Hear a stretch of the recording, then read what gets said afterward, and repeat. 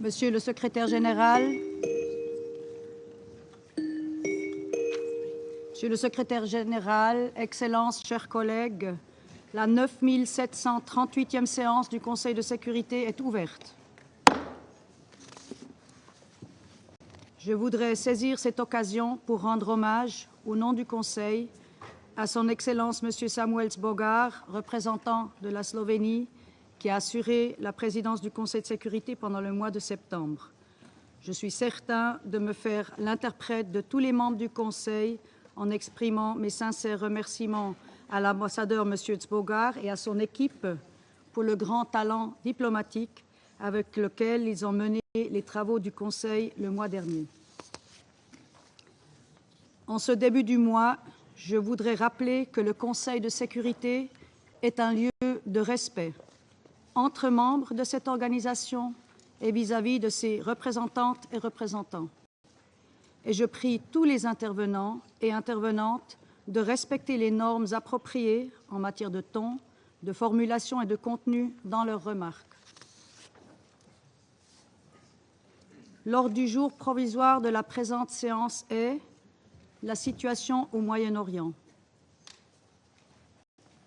L'ordre du jour est adopté. Conformément à l'article 37 du règlement intérieur provisoire du Conseil, j'invite les représentants de l'Irak, d'Israël, de l'Italie, du Liban, de la République arabe syrienne et de la République islamique d'Iran à participer à la présente séance. Il en est ainsi décidé.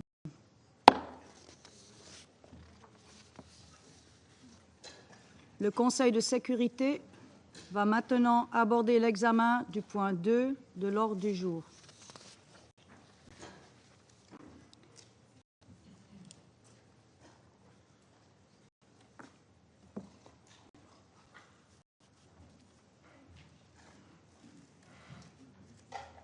Je souhaite chaleureusement la bienvenue au secrétaire général, son Excellence, M. Antonio Guterres, et lui donne la parole. Madam President, Excellencies, the raging fires in the Middle East are fast becoming an inferno. Exactly 1 week ago, I briefed the Security Council about the alarming situation in Lebanon. Since then, things have gone from bad to much, much worse. As I told the Council last week, the Blue Line has seen tensions for years. But since October, exchanges of fire have expanded in scope, depth, and intensity. I stated that almost daily exchanges of fire by Hezbollah and other non-state armed groups in Lebanon and the Israel Defense Forces are in repeated violation of Security Council Resolution 1701. I emphasize that the daily use of weapons by non-state armed groups is in violation of Security Council Resolutions 1559 and 1701. And I stressed that Lebanese sovereignty and territorial integrity must be respected, and the Lebanese state must have full control of weapons throughout Lebanon. Madam President, in the few short days since then, we have seen a dramatic escalation, so dramatic that I wonder what remains of the framework this Council established with Resolution 1701. Israel forces have conducted relentless airstrikes across Lebanon, including Beirut. The United States and France, with the support of several other countries, have proposed a temporary ceasefire allowing for the restart of negotiations. Israel refused that proposal and stepped up its strikes, including bombing the Hezbollah headquarters where its leader was killed. And Hezbollah has continued rocket and missile attacks on Israel. And yesterday, the Israel Defense Forces conducted what it stated were limited incursions into southern Lebanon. UNIFIL peacekeepers remain in position, and the UN flag continues to fly despite Israel's request to relocate. I reiterate our deep appreciation to the military and civilian members of our UN peacekeeping force, UNIFIL, and to troop contributing countries. The safety and security of all UN personnel must be ensured. Madam President, civilians are paying a terrible price, which I utterly condemn. Since last October, more than 1,700 people have been killed in Lebanon, including over 100 children and 194 women. Over 346,000 people are confirmed to have been displaced from their homes, and government estimates put this number as high as 1 million. Another 128,000 people, both Syrian and Lebanese, have crossed into Syria. The UN has mobilized all its capacities to provide urgent humanitarian aid in Lebanon, and I ask the international community to fully fund our appeal. Since October 8th, Hezbollah attacks on Israel have killed 49 people, with over 60,000 people displaced from their homes. It is absolutely essential to avoid an all-out war in Lebanon, which would have profound and devastating consequences. Madam President, yesterday Iran launched approximately 200 ballistic missiles towards Israel. It stated it was in response to the killings of Hassan Nasrallah and the Islamic Revolutionary Guards Corps Commander Abbas Nilforushan last week, as well as that of Hamas leader Ismail Haniyeh in Tehran in July. Millions of people across Israel and the occupied Palestinian territory were forced to seek shelter. One person was killed from the Iranian strikes, a Palestinian in the occupied West Bank. As I did in relation to the Iranian attack in April, and as should have been obvious yesterday in the context of the condemnation I expressed, I again strongly condemn yesterday's massive missile attack by Iran on Israel. And these attacks, paradoxically, do nothing to support the cause of the Palestinian people or reduce their suffering. Almost 1 year has passed since the atrocious 7 October acts of terror by Hamas and the taking of hostages. And since last October, Israel has conducted in Gaza the most deadly and destructive military campaign in my years as Secretary General. The suffering endured by the Palestinian people in Gaza is beyond imagination. At the same time, the situation in the occupied West Bank, including East Jerusalem, continues to deteriorate with Israeli military operations, construction of settlements, evictions, land grabs, and intensification of settler attacks, progressively undermining any possibility of a two-state solution. And simultaneously, armed Palestinian groups have also used violence. Hamas has continued to launch rockets, and just yesterday, 7 Israelis were killed in a terror attack in Jaffa. Madam President, the events of the past week, the past months, and indeed nearly the past year make it clear. It's high time for an immediate ceasefire in Gaza, with the immediate and unconditional release of all hostages, the effective delivery of humanitarian aid to Palestinians in Gaza, and irreversible progress to a two-state solution. It's high time for a cessation of hostilities in Lebanon, real action towards full implementation of Security Council resolutions 1559 and 1701, paving the way for diplomatic efforts for sustainable peace. It's high time to stop the sickening cycle of escalation after escalation that is leading the people of the Middle East straight over the cliff. Each escalation has served as a pretext for the next. We must never lose sight of the tremendous toll this growing conflict is taking on civilians. And we cannot look away from systematic violations of international humanitarian law.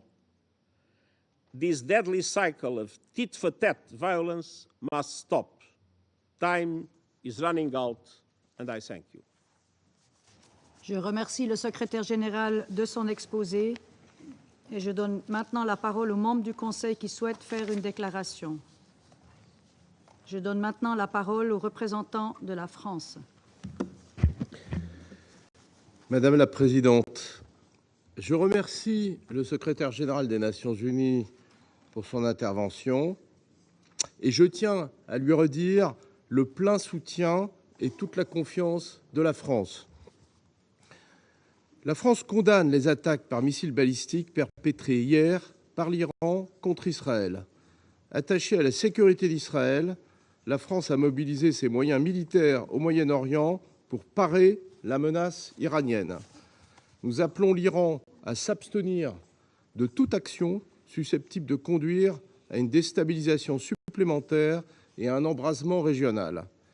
Nous condamnons aussi l'attaque terroriste qui a visé des civils à Jaffa. La France rappelle la nécessité de mettre fin à l'escalade militaire dans la région qui ne fait qu'aggraver l'instabilité et accroître l'insécurité et dont les populations civiles sont les premières victimes. Au Liban, la situation est grave. Les opérations militaires s'intensifient. L'armée israélienne a mené des incursions terrestres sur le territoire libanais en violation de la souveraineté libanaise et le Hezbollah poursuit ses attaques contre Israël. Comme l'a rappelé le ministre de l'Europe et des Affaires étrangères, Jean-Noël Barrot, lors de sa visite à Beyrouth le 30 septembre, la France est opposée à toute opération terrestre israélienne au Liban et elle appelle à la cessation des attaques indiscriminées contre les civils. La France condamne les frappes aériennes israéliennes qui ont provoqué un nombre considérable de victimes civiles, ainsi que les attaques du Hezbollah contre Israël et sa population. Il faut un cessez-le-feu au plus vite au Liban. La France appelle les parties à se saisir sans délai de l'appel et des propositions du président de la République française et du président des États-Unis, avec le soutien de nos partenaires, en vue de parvenir à un cessez-le-feu ouvrant la voie à un règlement diplomatique du conflit. Il est impératif de restaurer la souveraineté et l'intégrité territoriale du Liban. Au sud Liban, le cadre est clair. Il faut mettre en œuvre intégralement la résolution 1701. Elle est reconnue tant par le Liban que par Israël comme le cadre pour parvenir à une stabilité durable le long de la ligne bleue et offrir des garanties de sécurité pour les deux pays. Les déplacés doivent pouvoir retourner chez eux en toute sécurité, en Israël comme au Liban. La France réaffirme son engagement au sein de la FINUL et elle salue le travail des casques bleus. Avec près de 700 soldats, la France y prend toute sa part. Il faut que toutes les parties au conflit garantissent la protection des casques bleus. C'est une obligation qui s'impose à elles. La France rappelle également la nécessité d'un cessez-le-feu immédiat et durable à Gaza, permettant un accès humanitaire complet à la population, la libération immédiate de tous les otages et la reprise des négociations en vue de mettre en œuvre de façon effective la solution à deux États. Madame la Présidente, les civils doivent toujours et partout être protégés. La France rappelle l'impératif de respect du droit international humanitaire. Il est temps que le Conseil de sécurité fasse preuve d'unité et puisse d'une seule voix demander de travailler à la désescalade dans la région. La France poursuit ses efforts en ce sens en lien avec ses partenaires. Je vous remercie. Je remercie le représentant de la France et je donne maintenant la parole à la représentante du Royaume-Uni. Thank you, President. And let me start by thanking the Secretary-General for his briefing and reiterate our full and unequivocal support to him and to the UN as they seek to address this crisis. The events this week are gravely concerning. Yesterday, the Iranian regime launched over 200 ballistic missiles at Israel. We categorically condemn this act of aggression, which escalates an already dangerous situation. As my Prime Minister said yesterday, Israel has our full support in exercising its right to defend itself against Iranian aggression. President, we are deeply concerned about the prospect of further escalation in Lebanon and across the region. We have been clear. All our efforts now must be on stopping this cycle of violence. Iran and its allies across the region must exercise restraint and step away from the brink. We've been clear. My Foreign Secretary has consistently called for a ceasefire in Lebanon by Lebanese Hezbollah and Israel, and the implementation of a political plan in line with UNSCR 1701. We have been clear. In Gaza, we need an immediate ceasefire and the release of the hostages. My Foreign Secretary has urged both Israel and Hamas to agree the ceasefire deal on the table, to choose peace and bring this chaos to an end. Peace, not war, is the courageous option. It is also the best option to secure stability and security for Israelis, Palestinians, Lebanese, and the wider region. President, my Prime Minister has been working urgently to gather support for a political solution to this crisis. Only a ceasefire in Lebanon and Gaza would create the space to agree a political plan consistent with UNSCR 1701 that allows for the sustainable return of displaced Israeli and Lebanese civilians to their homes. Innocent civilians in Israel and in Lebanon have been displaced from their homes for too long already. The only way they will return is through a sustainable peace across the blue line. The conflict in Lebanon is causing devastating consequences for civilians, especially for women and children, and draws us closer to a wider regional conflict. President, we cannot let Lebanon become another Gaza, with mounting civilian casualties and hundreds of thousands of displaced people. All parties must do everything possible to protect civilians and fully respect international humanitarian law. A widening of the conflict is in no one's interest. The actions taken now will impact a generation. I call on all actors to step back from the brink and find a political resolution. I thank you. Je remercie la représentante du Royaume-Uni et je passe maintenant la parole à la représentante de Malte. Thank you, President. And at the outset, allow me to congratulate you on assuming the presidency of the Council and thank Slovenia for its leadership in steering our work in September. I also thank the Secretary General for his remarks. I reiterate our continued and unwavering support to him and thank him for his continued leadership and moral compass while guiding this organization through such difficult times. Malta echoes the Secretary General in condemning the continued and escalatory hostilities across the Middle East. This vicious cycle of violence, inevitably leading to a regional conflict, is extremely concerning. It must be brought to an end. Repeated strikes across Lebanon and Israel, and Israeli operation across the Blue Line, continued rocket fire into Israel by Hezbollah, and the latest Iranian missile attacks on Israel together with continued rhetoric and threats by relevant parties to continue escalating hostilities, are only paving the way towards a bleak and desolate future for the entire region. Amid the worst displacement crisis in the country's history, we are witnessing yet another man-made humanitarian catastrophe.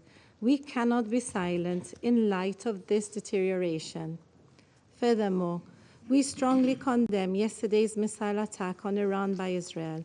We call on Tehran to immediately halt such actions, which only contribute towards expanding a complex web of tensions and push the entire region closer to the precipice. We also condemn the terror attack in Jaffa yesterday, which killed 6 Israeli civilians and wounded 9 others. President, the Israeli-Hamas war, the resulting humanitarian crisis in Gaza, and situations elsewhere in the West Bank and East Jerusalem are the core of the explosive situation we now find ourselves in. These are the devastating consequences of unchecked conflicts. This human suffering is a high price that the people across the Middle East are paying on a daily basis. We stress that indiscriminate bombings, destruction of civilian infrastructure, and mass displacements are violations of international law. All parties must abide by their obligations under international humanitarian law and prioritize the protection of civilians. Furthermore, we emphasize once again that Security Council resolutions are legally binding. They must be respected and implemented. Along the blue line, it is only through the full implementation of Resolution 1701 that the displaced residents of Israel and Lebanon can be able to return to their homes in peace and security. Furthermore, Lebanon must be free of weapons held by militant groups outside the authority of the Lebanese state. We stress the need to establish an area free of armed weapons, other than those of the government of Lebanon and of UNIFIL, between the Blue Line and the Litani River. Violations of Lebanon's territorial integrity and sovereignty, including through Israeli airstrikes and overflights across Lebanon, must cease. A dramatic escalation in Lebanon will only move us further from this goal.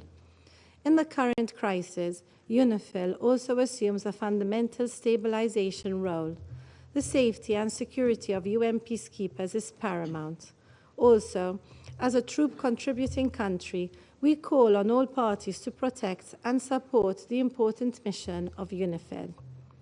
In Gaza, we reiterate our call for an immediate and permanent ceasefire, the safe return of hostages to Israel, and the full implementation of relevant Security Council resolutions. We continue to support all diplomatic initiatives aimed at de-escalation across the region, including the efforts of the members of this Council. In conclusion, President, the region is witnessing a descent into all-out war, despite months of warning. The narrative for war must end, and the narrative for peace must begin. More importantly, this Council must act in a united and decisive manner. Now is the time to speak with one voice and unequivocally call for an end to all hostilities. The people of the Middle East are waiting for us. The world is waiting for us. Thank you. Je remercie la représentante de Malte et j'invite maintenant la représentante des États-Unis à prendre la parole. Thank you, Madam President. We look forward to working closely with you during your presidency of the Council this month. I also want to thank Slovenia for your successful conclusion of your presidency during the month of September. I wish to thank Secretary General Guterres for his briefing today. Colleagues, yesterday, Iran's Islamic Revolutionary Guard Corps, the IRGC, launched nearly 200 ballistic missiles at Israel. Tragically, there has been a confirmed death of a Palestinian civilian in the West Bank. Iran's stated intention was to avenge the deaths of 2 IRGC-supported terrorist leaders, and an IRGC commander by inflicting significant damage and death in Israel. Thankfully, and through close coordination between the United States and Israel, Iran failed to achieve its objectives. This outcome does not diminish the fact that this attack, intended to cause significant death and destruction, marked a significant escalation by Iran. It does not negate the need for immediate Council action. This is a moment for this Council to speak out with one voice and condemn Iran for its unprovoked attack against another member state, and equally important, to impose serious consequences on the IRGC for its actions. Colleagues, in a broad sense, Iran was complicit in the October 7th attacks on Israel through its funding, training, capabilities, and support for the military wing of Hamas. And after Hamas's horrific attack carried out nearly a year ago today, the United States sent a clear message to Iran. Don't exploit the situation in ways that would risk propelling the region into a broader war. The IRGC flagrantly and repeatedly ignored this warning by encouraging and enabling the Houthis in Yemen to disrupt global shipping and launch attacks against Israel, by supporting militant groups in Syria and Iraq, which repeatedly attacked American forces engaged in the fight against ISIS, and by arming and encouraging Hezbollah after its former leader, Nasrallah, made the decision on October 7th to open a northern front against Israel.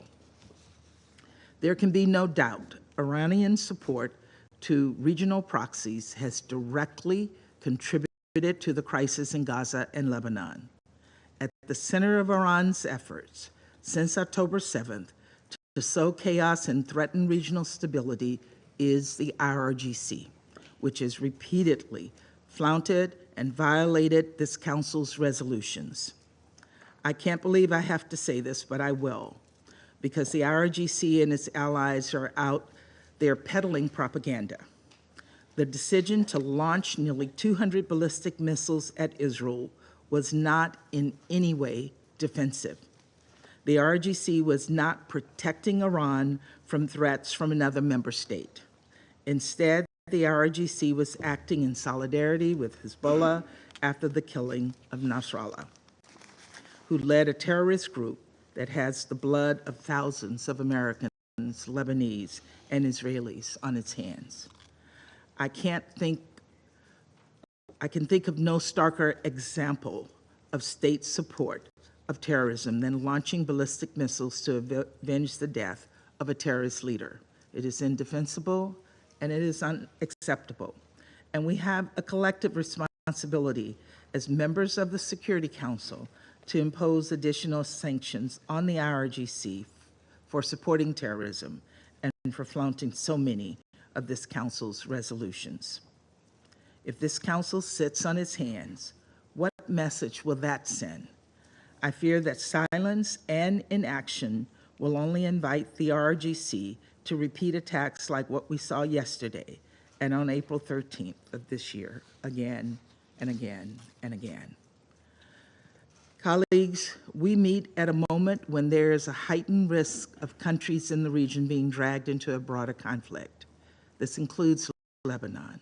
The intensified fighting over the last week has displaced nearly 1 million people, and we mourn the many civilians who've been killed. We also recognize that for nearly a year, Israel has repeatedly called for the full implementation of Resolution 1701, even as Hezbollah's attacks along the Israeli-Lebanese border have displaced Lebanese people. And even as Hezbollah has blocked Lebanon's government from exercising full sovereignty on its side of the blue line, it is significant that even in the aftermath of recent events, Israel is still calling for the full implementation of Resolution 1701. Achieving this outcome through the hard work of diplomacy remains the United States' urgent priority. We strongly believe that a diplomatic solution along the blue line consistent with Resolution 1701, offers the only path to durably de-escalate tensions and allow Israeli and Lebanese citizens to return to their homes with safety and security. As we pursue this diplomatic solution, we reiterate our call on all parties to protect civilians. We also underscore our support for UNIFIL and emphasize that all parties must ensure UNIFIL personnel remain secure. Colleagues, we are also committed to doing everything possible to end the war in Gaza, where Palestinian civilians have been caught in the crosshairs of war, where dire humanitarian crisis persists. That's why we're working to bring about a ceasefire deal with release of hostages, consistent with Resolution 2735. The events of the past week should send an unambiguous message to Hamas's leadership, which continues to cower in tunnels beneath Gaza. Hezbollah and Iran will not rescue you. The only path forward is a ceasefire agreement. We must double down on diplomatic solutions that would ensure the safety of people across the region. As we do, there should be no doubt. The United States will continue to support Israel's right to defend itself against Hezbollah, Hamas, the Houthis, and any other Iranian-supported terrorists. Of course, how Israel defends itself matters. We continue to make clear that measures must be taken to minimize civilian harm. Colleagues, as President Biden emphasized following yesterday's attack, the United States is fully supportive of Israel. Our actions have been defensive in nature. Let me be clear. The Iranian regime will be held responsible for its actions, and we strongly warn against Iran or its proxies taking actions against the United States or for their actions against Israel. Colleagues, this moment of great risk is a test of this Council. It is imperative that we unequivocally condemn Iran's attack and demand that it cease its support for terrorism in the region. People in Israel, in Gaza, and the West Bank, in Lebanon, and across the region deserve a durable peace, and it is far past time for this Council to hold Iran accountable for fanning the flames of war. Thank you, Madam President. Je remercie la représentante des États-Unis et je donne la parole maintenant au représentant de la République de Corée. Thank you, Madam President. I would like to thank Slovenia for their able leadership as President of the Council during the month of September. Let me also take this opportunity to congratulate you, Madam President, for assuming the presidency for October. I express my deep gratitude to the Secretary General for his briefing today and his tireless efforts for peace in the Middle East. This is a moment of reckoning for the Security Council. Resolution 1701 has been violated by all parties on the ground. A broader regional war with the potential to devastate not just Lebanon and the region, but far beyond, is dangerously knocking on our door. Our repeated calls for urgent restraint have been ignored. Both the regional stability and the credibility of this Council are now in jeopardy. Let there be no misunderstanding. It was Hamas' brutal attacks in broad daylight that set this escalation in motion. However, neither October 7th nor the ensuing response give any actor the right to violate the international norms and institutions that the United Nations and the global community have built over decades, including international humanitarian law, Security Council resolutions, and the sovereignty and territorial integrity stipulated under the UN Charter. The Security Council, which bears the primary responsibility for maintaining international peace and security, must unite and act. This is not like any other situation This conflict has the potential to broaden and deepen, involving many countries without clear limitations in geography, and with far-reaching implications on international politics, economics, and even humanity as a whole. This demands more than passive condemnation. The Security Council must do something significant now to prevent the situation from plunging deeper into the abyss. The very raison d'etre of the Security Council is at stake here. Indeed, now is the time for the Security Council to draw a firm line in the sand. No actor should be given a green light of impunity or a blank check to operate far beyond the rule of law. We cannot afford to be paralyzed by frustration or helplessness. Colleagues, let me conclude by fully echoing the statement made by the Secretary General yesterday. And I quote, "I condemn the broadening of the Middle East conflict with escalation after escalation. This must stop. We absolutely need a ceasefire," unquote. I thank you. Je remercie le représentant de la République de Corée et j'invite la représentante de Slovénie à prendre la parole. Thank you, Madam President. First, allow me, on behalf of Ambassador Bogar and our entire team, to thank you sincerely and other members for your kind words, and also to wish to congratulate you and your team for assuming the presidency of the Council for October. Wish you all the best. We thank the Secretary General for his briefing. Madam President, in the last 2 weeks, we have met several times to discuss the situation in the Middle East. It has become increasingly clear that the current escalation is gaining its own, even more dangerous momentum. The actions and reactions of actors involved are dragging the region further away from peace and closer to an all-out war. No single party can absolve itself of blame for the chaos that is unfolding. This has become a crisis of retaliation and vengeance, where each strike fuels the next. Let me be clear, the region needs full and immediate de-escalation. For this to happen, a ceasefire on all fronts is urgent. We condemn the recent escalation in the Middle East. This includes Iranian attack on Israel.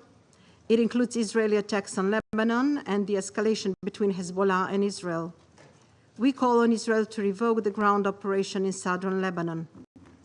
It also includes continuous Israeli military operation in Gaza, and it includes yesterday's terror attack in Jaffa. We see deeply troublesome parallels. Escalation from any side only leads to further violence, not security or peace. We want to underline more violence cannot bring more stability and security in the region or beyond. War is not a solution to the problems in the Middle East. There is no military solution to the crisis. We call on all countries and actors to show restraint, and to everyone with influence must exert it. To Israel, Iran, Hezbollah, Hamas, the Houthis, and others, the circle of violence must stop. Retaliations must stop. Escalations must stop. We call on all parties to respect international law, particularly international humanitarian human rights law. Respect for and compliance with international law are a must.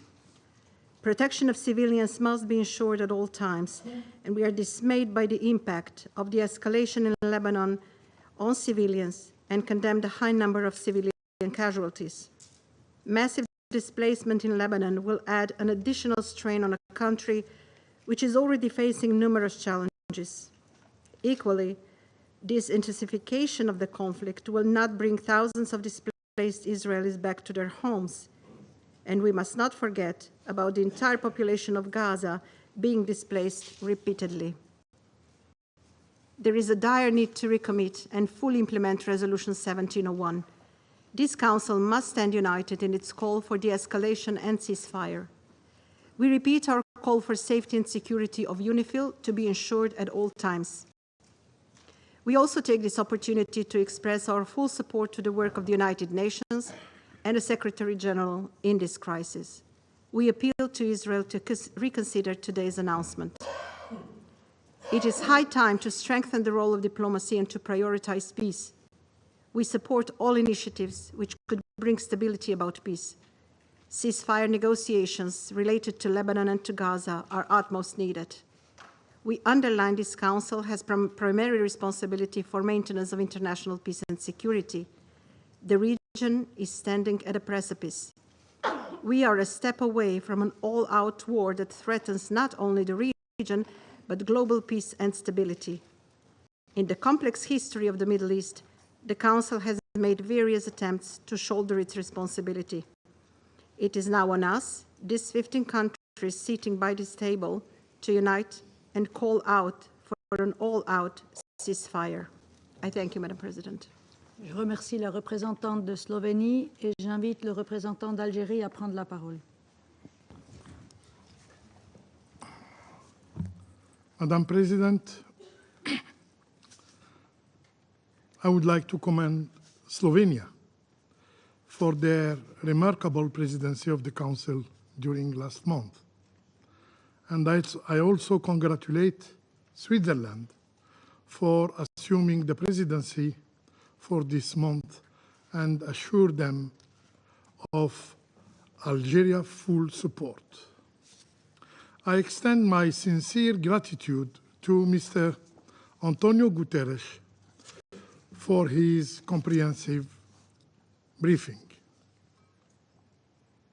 And I express Algeria's full solidarity,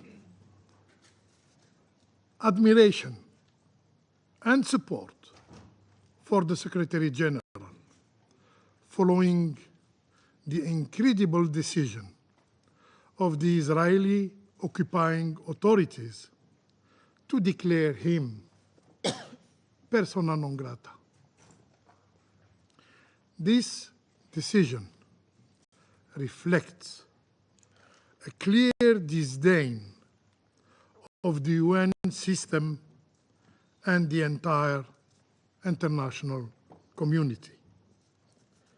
For the Israeli authorities, no narrative, no truth exists except their own.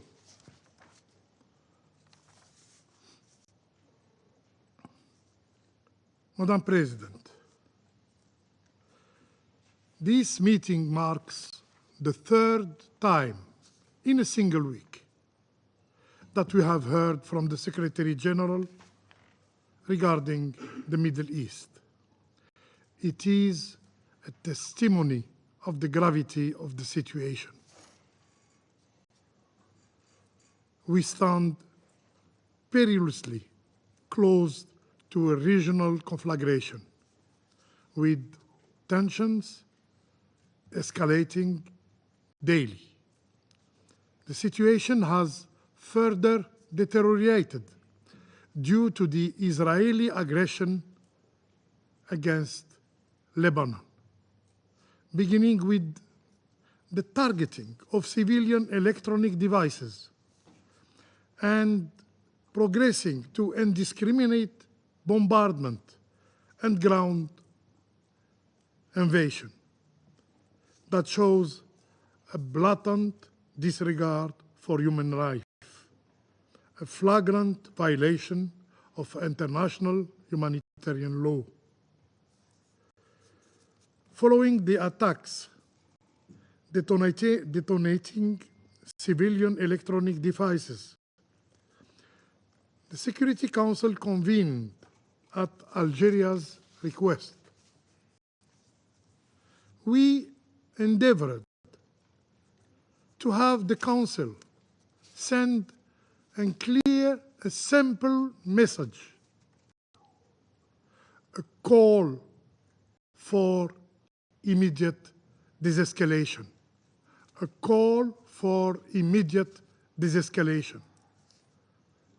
Regrettably, the Council failed in this attempt. Madam President, the Security Council's inability to act has exacted a devastating bill, a devastating toll.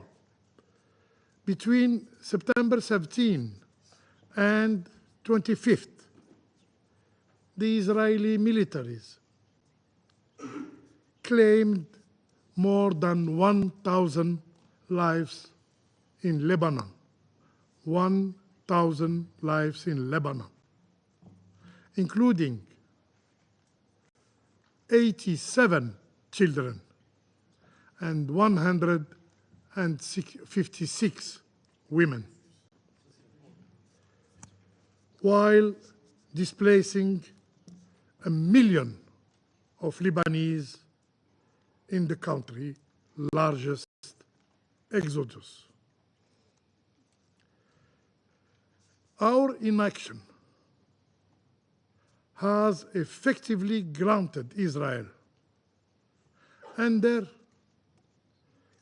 the right of self-defense principle.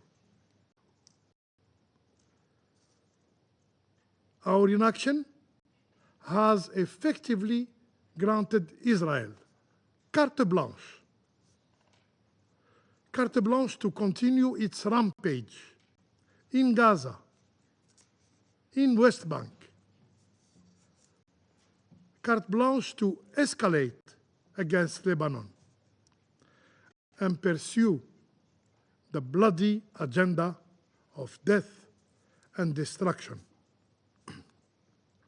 Now we hear the new rhetorics of de-escalation through escalation. Strange. This is a dangerous fallacy. Escalation inevitably breeds further escalation for years to come. This surge in violence has derailed efforts to implement Resolution 2735 and has severely compromised any prospect for calm in Lebanon and the wider region. The Security Council must act with greater resolve to be relevant, simply to be credible. As the highest authority responsible for maintaining international peace and security, it is unacceptable for its decision, including Resolution 2735, to be blatantly disregarded. Israel is not above the law, and we must hold it accountable. We need solutions, tangible, enforceable solutions. No more rhetorics that serves no one. Madam President, while we must not allow the escalation in Lebanon to overshadow the ongoing tragedy in Gaza, it seems some have grown indifferent of Gaza's people plight. Any effort to address the broader escalation in the region must begin with halting the brutal assault in Gaza. I repeat, any effort to address the broader escalation in the region must begin with halting the brutal assault in Gaza. We need an immediate ceasefire. We need an immediate ceasefire in Gaza. Everyone, save for the Israeli occupier, seeks this end, this cycle of violence, and is working toward that end. So how long will the international community remain impotent in the face of Israel's defiance? How long will we fail to enforce full implementation of Resolution 1701, especially Israel's withdrawal from Lebanese territory, a key condition for Lebanon's stability? Madam President, the Middle East urgently requires concerted actions from all of us, to find lasting, sustainable solution to its crisis.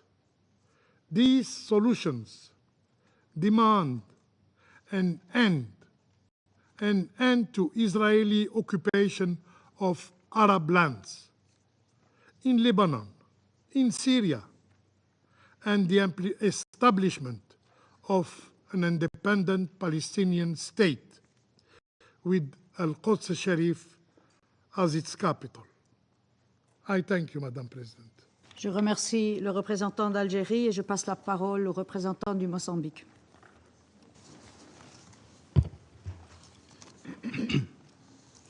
Madam President, allow me first to congratulate Switzerland on assuming the presidency of the Security Council in this very challenging month of October. We pledge our full support. We also thank Slovenia for its successful presidency in the month of September. We are grateful to His Excellency Mr. Antonio Guterres, United Nations Secretary General, for his insights on this deeply concerning matter. Madam President, the Middle East remains a region of intense and complex geopolitical dynamics, shaped by historical legacies, power struggles, and intricate relationship among various states and non-state actors, significantly shaping the region's landscape. The Palestine question, a central and profoundly impactful issue, continues to influence diplomatic relations and strategic interests, not only within the region, but also globally. The ongoing conflict and the quest for a two-state solution continue to be pivotal in discussion about peace and stability in the Middle East. Amidst the ongoing Israel strikes in Gaza, Beirut, and beyond, Iran has recently launched ballistic missiles into Israel, marking a sharp escalation in regional tensions. This action is reportedly in retaliation for the recent killing of Hezbollah and Hamas leaders by Israel airstrikes. These military acts further exacerbate the prevailing regional tensions and may indeed trigger more conflicts involving other countries with potentially unthinkable implications. In this context, we recall that during the 79th General Assembly debate, world leaders expressed deep concern over the escalating conflict in Gaza and its potential spillover to Lebanon. Both the UN Secretary General and the President of the General Assembly urged Israel to cease hostilities and pursue a diplomatic resolution to prevent Lebanon from becoming another conflict zone like Gaza. Madam President, precisely 6 months ago in this chamber, we raised serious concerns that ongoing retaliatory attacks between Israel and Iran could significantly escalate regional tensions and potentially lead to a full-blown conflict between Israel and Iran. Regrettably, this is now fast becoming a sad reality. These retaliatory attacks are shaping the foreign policies and security strategies of regional states and their external allies. While recognizing the right of states to self-defense as enshrined in the UN Charter, we express our deep concern on the recent Iranian strikes. In light of the prevailing situation, it is imperative that all parties involved, including Israel and Iran, strictly adhere to international legal norms to prevent further military confrontation and maintain regional stability. All involved parties need to exercise restraint and approach the situation with wisdom and prudence. The Council must continue to closely monitor the situation and take appropriate action to deter additional threats while safeguarding international peace and security. Furthermore, the Council must actively engage all concerned parties to prevent any miscalculations that could lead to broader conflict in an already volatile region. Such escalation would have devastating consequences for civilians who are already suffering in the occupied Palestinian territory, in Syria, in Lebanon, in Israel, and the broader Middle East. Indeed, we should not forget the human cost of this deepening conflict. The prevailing situation is a matter of great concern and demands our profound reflection and immediate action, as it represents one of the most severe humanitarian crises of our time. With each escalation, the conflict generates more casualties, displacement, and destruction of infrastructure, exacerbating the unimaginable human tragedy in the war conflict zones. Seeking a sustainable solution in the Middle East region is of paramount importance. Stability in the Middle East is vital for the security and development of all the states in the region, including Iran and Israel.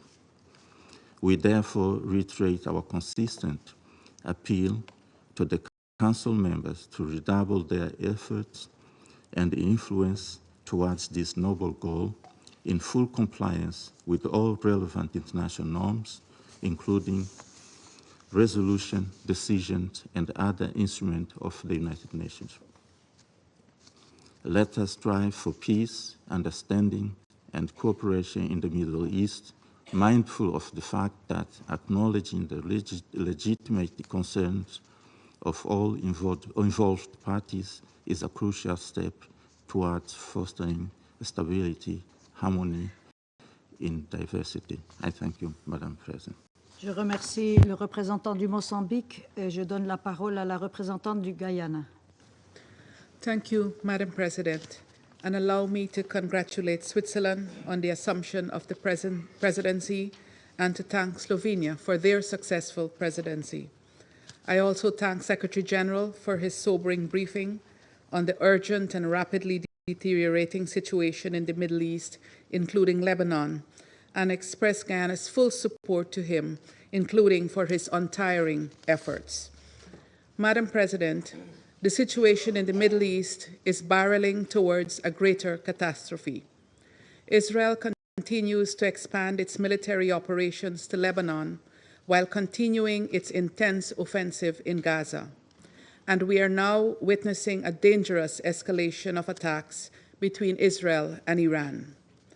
Amidst the deadly tit-for-tat, tensions continue to ratchet up on multiple fronts, and the entire region ticks as a virtual time bomb before our very eyes. Guyana urges all parties to step back and to immediately end all hostilities.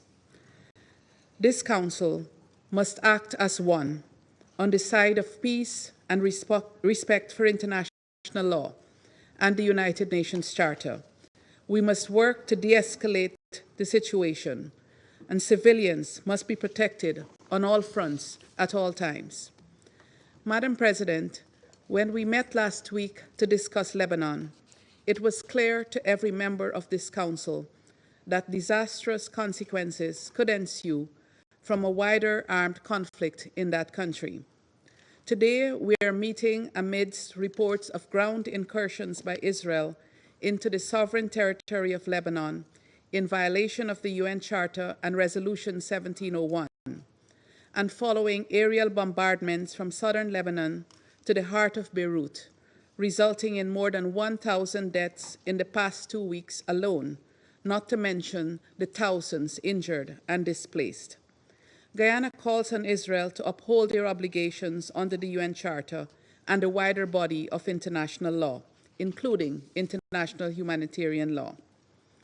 Madam President, the people of Lebanon should be spared from the throes of a war neither of their making nor choosing, even as the country continues to grapple with difficult economic and political circumstances.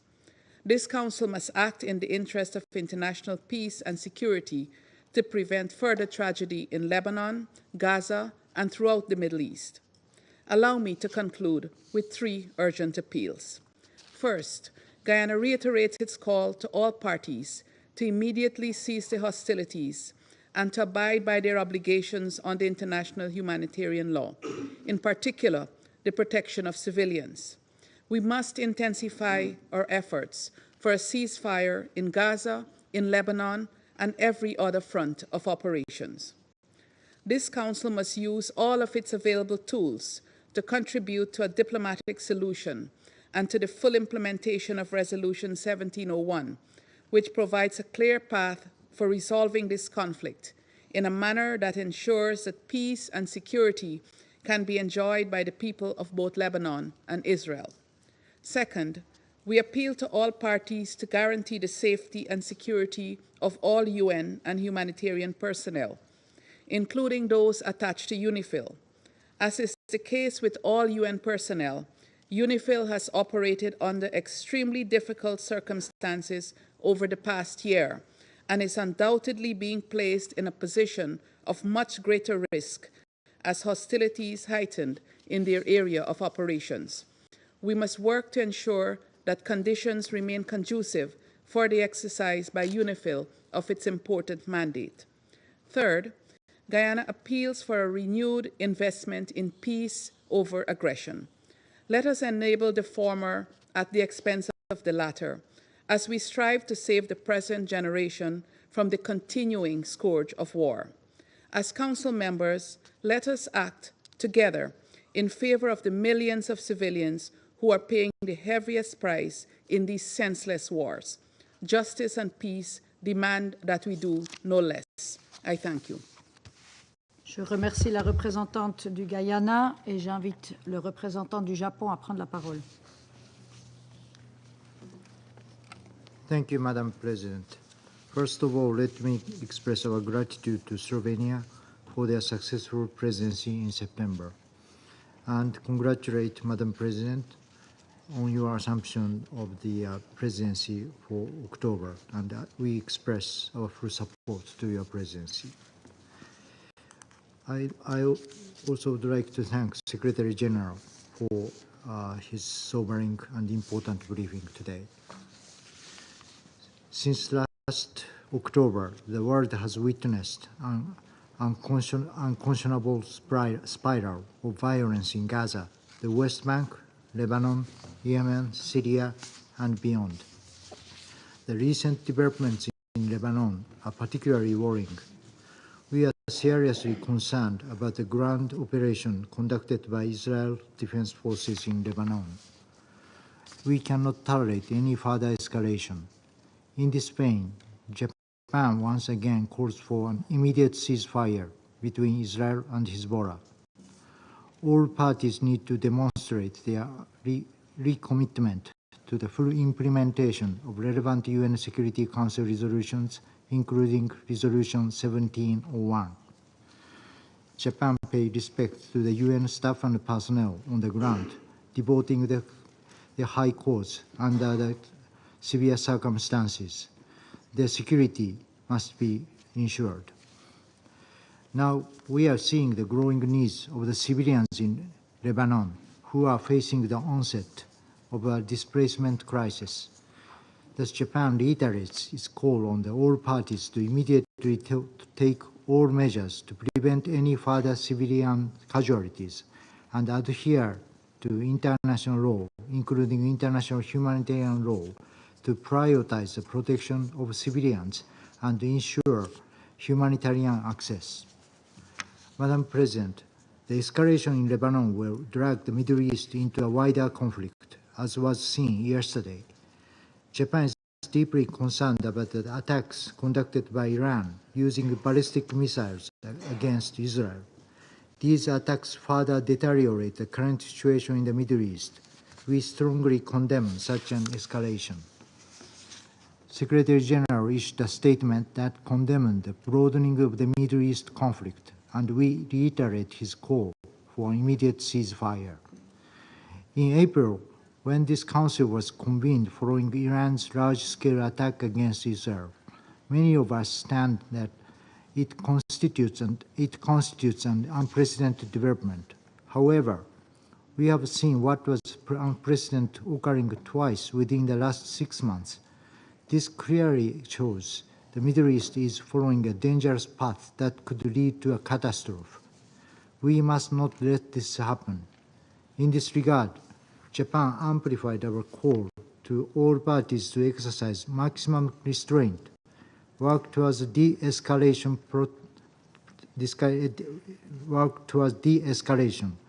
protect civilians, and work through dialogue and diplomacy towards peace. Neither the region nor the world can afford any more conflicts. Thank you, Madam President. Je remercie le représentant du Japon et j'invite le représentant de la Fédération de Russie à prendre la parole. Госпожа председатель, хотим поздравить Словению с завершением председательства в Совете в сентябре, объективно непростом месяце для любого председательства, и поздравить Швейцарию с вступлением в должность председателя Совета в октябре.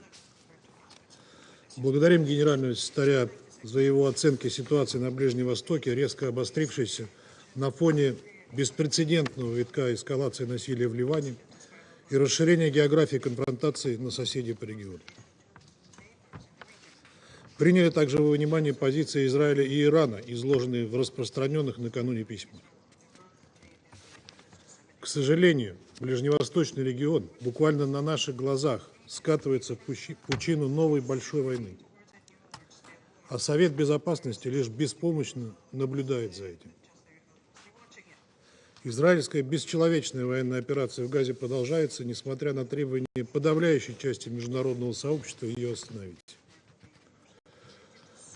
Раскручивание спирали насилия предсказуемо привело к обострению ситуации в Ливано-израильском приграничье, в Йемене и акватории Красного моря.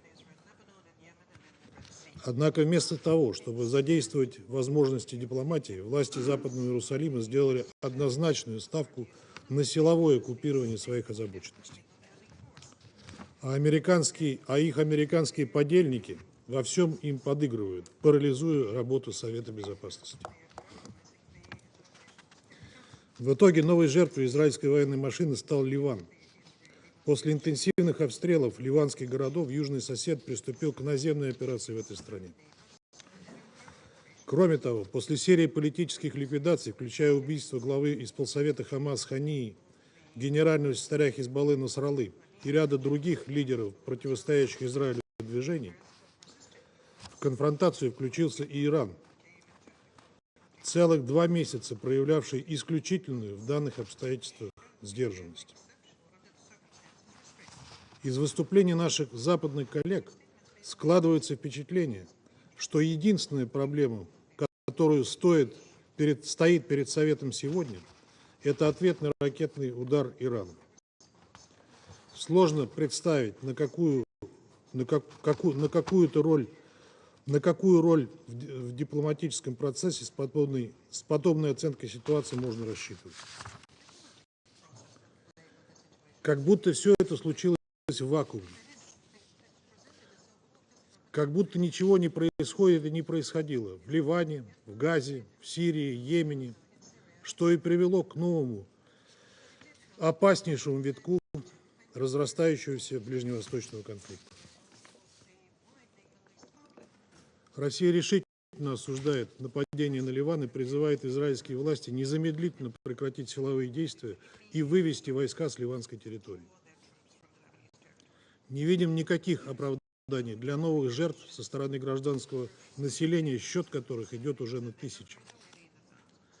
Выражаем солидарность с руководством и народом дружественного Ливана, подвергшегося вооруженной агрессии.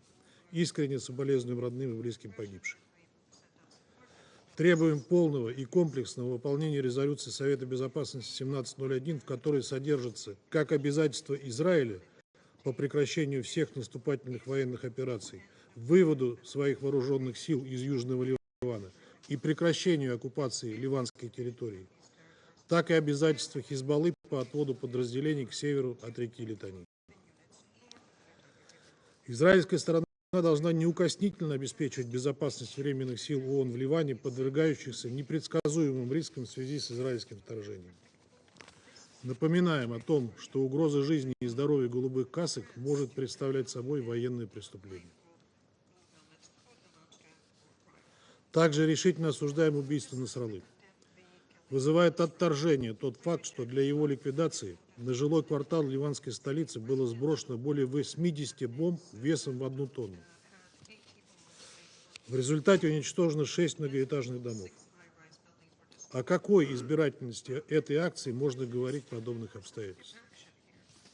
Данная политическая ликвидация чревата катастрофическими последствиями для Ливана и всего Ближнего Востока. В Западном Иерусалиме не могли этого не понимать, однако сознательно пошли на обострение. Таким образом, на израильскую сторону ложится вся полнота ответственности за последовавшую эскалацию и ее последствия, в том числе для населения Израиля. В рамках выполнения своего мандата по поддержанию международного мира и безопасности Совет Безопасности ООН должен заставить Израиль незамедлительно прекратить боевые действия. Мы с вами обязаны также приложить все силы для создания условий для политико-дипломатического регулирования. В этом контексте отмечаем сигнал Тегерана о нежелании дальнейшего раскручивания спирали конфронтации. Госпожа председатель, Совет Безопасности в последнее время часто и, казалось бы, вполне справедливо подвергается критике за неспособность остановить насилие в зоне палестино-израильского противостояния. При этом те, кто следит за нашей работой, прекрасно знает, что 14 из 15 членов Совета Безопасности давно уже приняли бы необходимые меры для принуждения сторон к миру, сохранив таким образом жизни тысяч ни в чем не повинных женщин, детей и стариков. И Израиль не смог бы действовать настолько нагло и наплевательски по отношению к международному праву, если бы не чувствовал себя под безусловной и всепогодной защитой Соединенных Штатов. Ради своего ближневосточного союзника Вашингтон уже 5 раз применил в СБ право вето и с начала июня сознательно пытается вводить нас всех за нос, рекламируя свой пресловутый план Байдена и свою тихую дипломатию по заключению сделки между Хамас и Израилем. Честно говоря, от этого всего складывается устойчивое впечатление, что эти опосредованные переговоры Вашингтон вообще ведет сам с собой. Весьма символично поэтому, что команду на ликвидацию лидера Хизбаллы и начало опаснейшего витка региональной эскалации израильский премьер дал именно из Нью-Йорка, предварительно выступив с подчеркнутым милитаристской речью с трибуны Генеральной Ассамблеи ООН. Вот с каким спевшимся дуэтом, уважаемые коллеги, мы с вами на самом деле имеем дело. И вопрос, разумеется, не только в моральной и политической поддержке, но и в многомиллиардных поставках оружия, которые в Вашингтоне, как ни в чем не бывало, продолжают отгружать Израилю, несмотря на истребление 42 тысяч палестинцев, которые, разумеется, ни в каких посреднических усилиях не нуждаются и продолжает свою бесчеловечную кампанию. В итоге пламя всепоглощающего конфликта распространяется все шире, охватывая все новых соседей Израиля в регионе.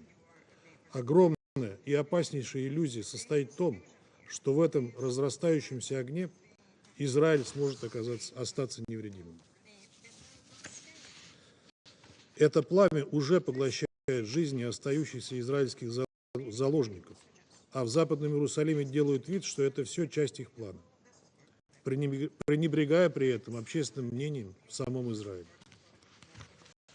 Госпожа председатель, еще одна опасная иллюзия состоит в том, что Израиль, обладая значительным военным превосходством, планирует разбираться разбираться со спровоцированным им кризисом сам.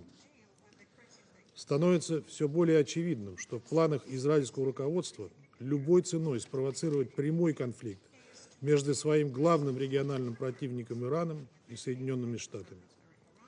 Сложно сказать, понимают ли это в Вашингтоне, но пока эта пьеса разыгрывается по израильским нотам. Если она дойдет до финала, конфликт может выйти на невообразимый уровень эскалации, угрожая уже не только Ближнему Востоку, но и всему миру. Убеждены, что в наших общих интересах предотвратить подобный сценарий.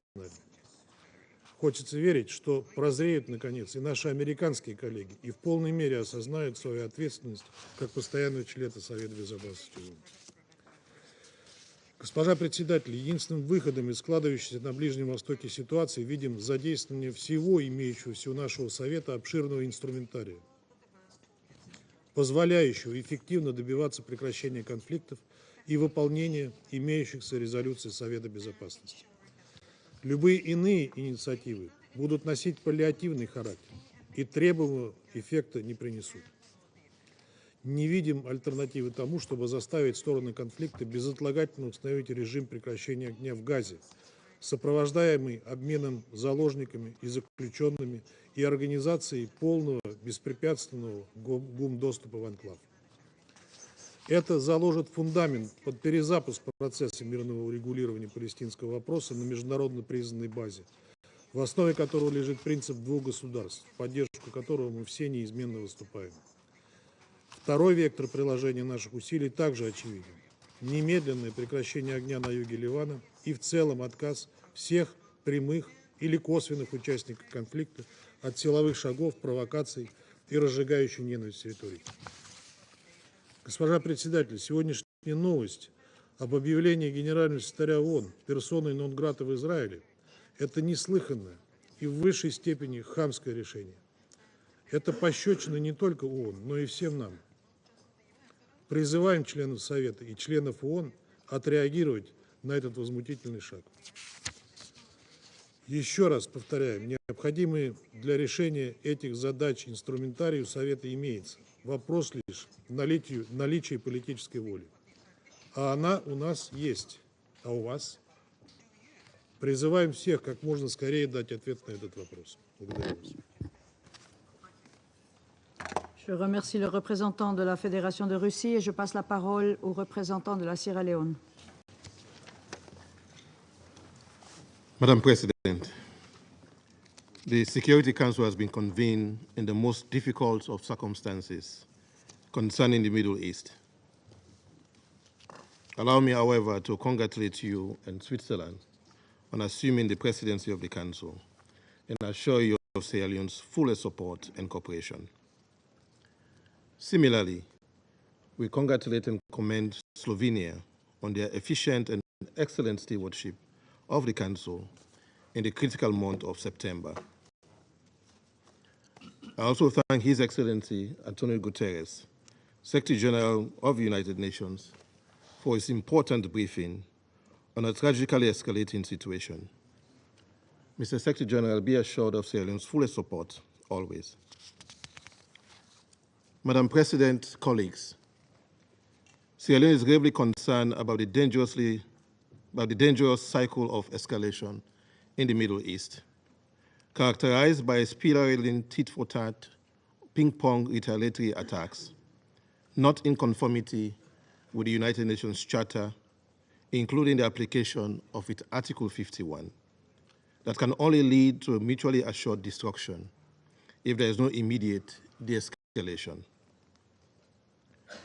Despite the resonant and resolute call for ceasefire by our leaders in the general debate of the 79th session of the United Nations General Assembly, and repeated calls by members of this Council for ceasefire and restraint, it must be clear to all that we now have a regional conflict with multiple fronts in Gaza and violence in the West Bank, in Lebanon, where its sovereignty and territorial integrity is being violated, retaliatory attacks between Israel and Iran, as well as with the Houthis in Yemen. Since the 7th October 2023 heinous attacks led by Hamas on Israeli civilians, which we have condemned as acts of terror, we are gravely concerned about the escalation of violence that has ensued. In Gaza, the response by Israel has been characterized by collective punishment, widespread bombardment, and alarming disregard for international humanitarian law, leading to immense civilian suffering and the destruction of critical civilian infrastructure.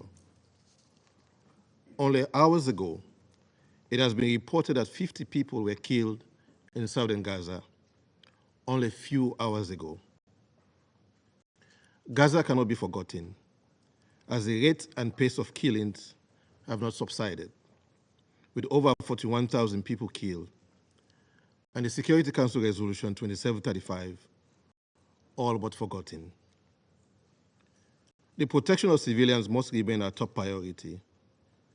Sierra Leone is deeply disturbed by reports of disproportionate military responses, the targeting of civilian infrastructure, and the collective punishment of the population in Gaza. We urge all parties to respect the principles of distinction, proportionality, and necessity as enshrined in international humanitarian law. There can be no justification for the deliberate targeting of civilians or the destruction of civilian infrastructure that people rely for their survival. We continue to call for unhindered humanitarian access to Gaza. The blockade and siege has left civilians in desperate need of food, water, medical supplies, and basic services. Humanitarian access, safety, and aid must be allowed to flow to those who are suffering. Madam President, recent events, including strikes in Lebanon, the killing of a Hezbollah leader, and the reported land incursion by Israel, are deeply concerning. These developments have heightened the risk of regional destabilization, and we call on all actors to show restraint, avoid further escalation, and recommit to dialogue and compliance with Security Council Resolution 1701. We urge the parties to comply with their obligations regarding UNIFIL and the protection of UN peacekeepers and UN premises. It is clear that today, Israel and Hezbollah are at war. Sierra Leone has been concerned about the repeated exchanges of fire across the blue line since Hezbollah launched rockets into Israel on 8 October 2023, unprovoked. While the exchanges of fire were largely confined to the immediate vicinity of the blue line for a short period, we observed the gradual intensification along and increasing well beyond the blue line, causing civilian casualties and infrastructure damage, destruction of farmlands, and displacement of tens of thousands of civilians. Members of this council, including Sierra Leone, have been expressing the risk of the danger of miscalculation, a wider and devastating regional conflagration as a consequence of the conflict between Israel and Hamas. Today, Middle East is at war. We note the declaration of Israel to return displaced residents and further declaration of Hezbollah on a ceasefire in Gaza. We express deep concerns over the dangerous rhetoric relating to the achievement of respective military objectives by the conflicting parties. In this regard, Sierra Leone reiterates that military action is not the best course of action to achieve the stated objectives of the parties. Sierra Leone therefore calls on the parties to use diplomatic channels, including the United Nations good offices, to avoid further escalation and risking a war that will include actors outside of the region. This Council must now stand united in calling for full implementation of all relevant Security Council resolutions, including Resolution 1701 and 1559. All sides must agree to a ceasefire as a precursor to the resettlement of displaced residents in the south of Lebanon and in the north of Israel peacefully. Madam President, a letter dated 1st October 2024 from the Permanent Representative of Iran to the United Nations addressed to the President of the Security Council confirms what we all witness as reported by global news media, to the effect that, and I quote, the armed forces of the Islamic Republic of Iran carried out a series of missile attacks against the military and security target of, end of quote, the State of Israel. The leadership of Israel has vowed to further retaliate. Sierra Leone condemns all attacks that violate international law and the UN Charter, including, as aforesaid, the blatant misapplication of Article 51. We join the UN Secretary General in condemning, and I quote, the broadening of the Middle East conflict with escalation after escalation. This must stop. We absolutely need a ceasefire, end of quote. The path to peace cannot be paved with violence. A sustainable solution can only be achieved through genuine dialogue and diplomacy, addressing the legitimate rights and concerns of the conflicting parties, most particularly the aspirations of both the Palestinian and Israeli people. This includes the right of the Palestinian people to self-determination and the right of Israel to security within its recognized borders. In conclusion, Madam President, Sierra Leone continues to call for the parties to consider the global implications of their actions and to recommit to a cessation of hostilities. We urge the Security Council, our council, to act decisively to halt the violence, enforce a ceasefire, the release of hostages and prisoners, facilitation of access to humanitarian aid, ensure accountability, and work towards a just and lasting solution that respects the rights of all peoples. Let us end the occupation of Palestine, as the International Court of Justice has called for, implement the two-state solution, and choose a future of peace, stability, and dignity for both Palestine and Israel. Sierra Leone stands firm in its commitment to peace, justice, and international law. I thank you. Je remercie le représentant de la Sierra Leone et j'invite le représentant de la Chine à prendre la parole. 主席，我祝贺瑞士担任本月安理会轮值主席，感谢斯洛文尼亚作为上月主席所做的工作。我感谢法国要求召开这次紧急会议，我也感谢古特雷斯秘书长所做的通报。在此，我愿重申，中国坚定支持秘书长的工作，反对以色列对秘书长的无端指责。主席，在过去2周，中东局势，特别是黎巴嫩局势急转直下。在黎巴嫩境内数千台通讯设备被远程操控同时引爆后，以色列对黎巴嫩南部和东部实施多轮大规模空袭。昨天，以色列又对黎巴嫩发动地面攻势，实施军事入侵。以色列还对叙利亚发动了密集的空袭。伊朗也对以色列的军事和安全目标实施了导弹袭击，并致函安理会，说明了他们的立场。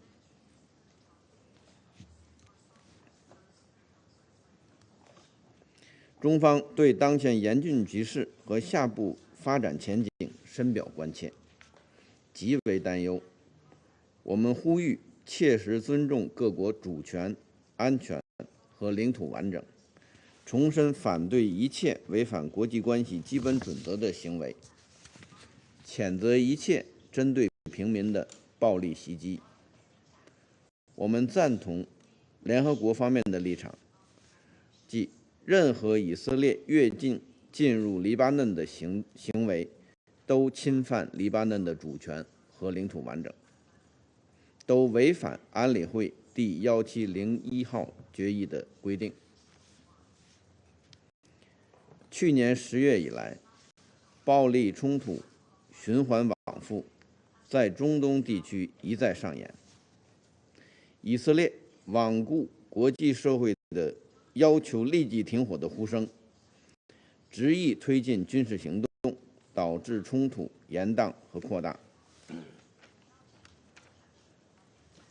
当前，一场全面战争一触即发，在此关键时刻，任何煽动性言论和挑衅性行动都极端危险，极易引发误判，带来连锁反应，使局势轮番升级，甚至完全失控。我们敦促所有各方，特别是以色列，厉行克制，避免采取任何可能导致局势进一步升级的行动。主席，冲突已经造成前所未有的人道灾难。我们看到，加沙已经是人间炼狱，在黎巴嫩也有大量民用设施被毁坏，数千人伤亡，超过100万人背井离乡，包括大批巴勒斯坦难民。我们呼吁冲突各方遵守国际人道法红线，切实保护平民安全。我们支持联合国人道系统采取紧急行动，为缓解巴勒斯坦和黎巴嫩的人道局势做出努力。中方重申尊重联黎部队中立性，切实保障联合国维和人员安全的重要性。联合国资产和人员不应成为武装攻击的目标。主席，安理会肩负着维护国际和平与安全的重要职责。当前形势下，安理会有必要紧急采取行动，团结一致提出明确无误的要求，必须在加沙立即实现停火，必须停止暴力循环，必须全力防止战争蔓延，必须推动有关各方回到政治和外交解决的轨道。形势已经岌岌可危，任何消极拖延都是不负责任的。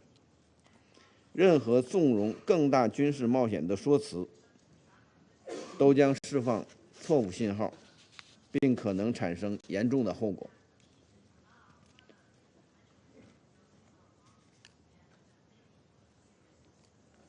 我们希望有影响的大国拿出真诚、负责任的态度，切实发挥建设性作用，避免局势进一步动荡。谢谢主席。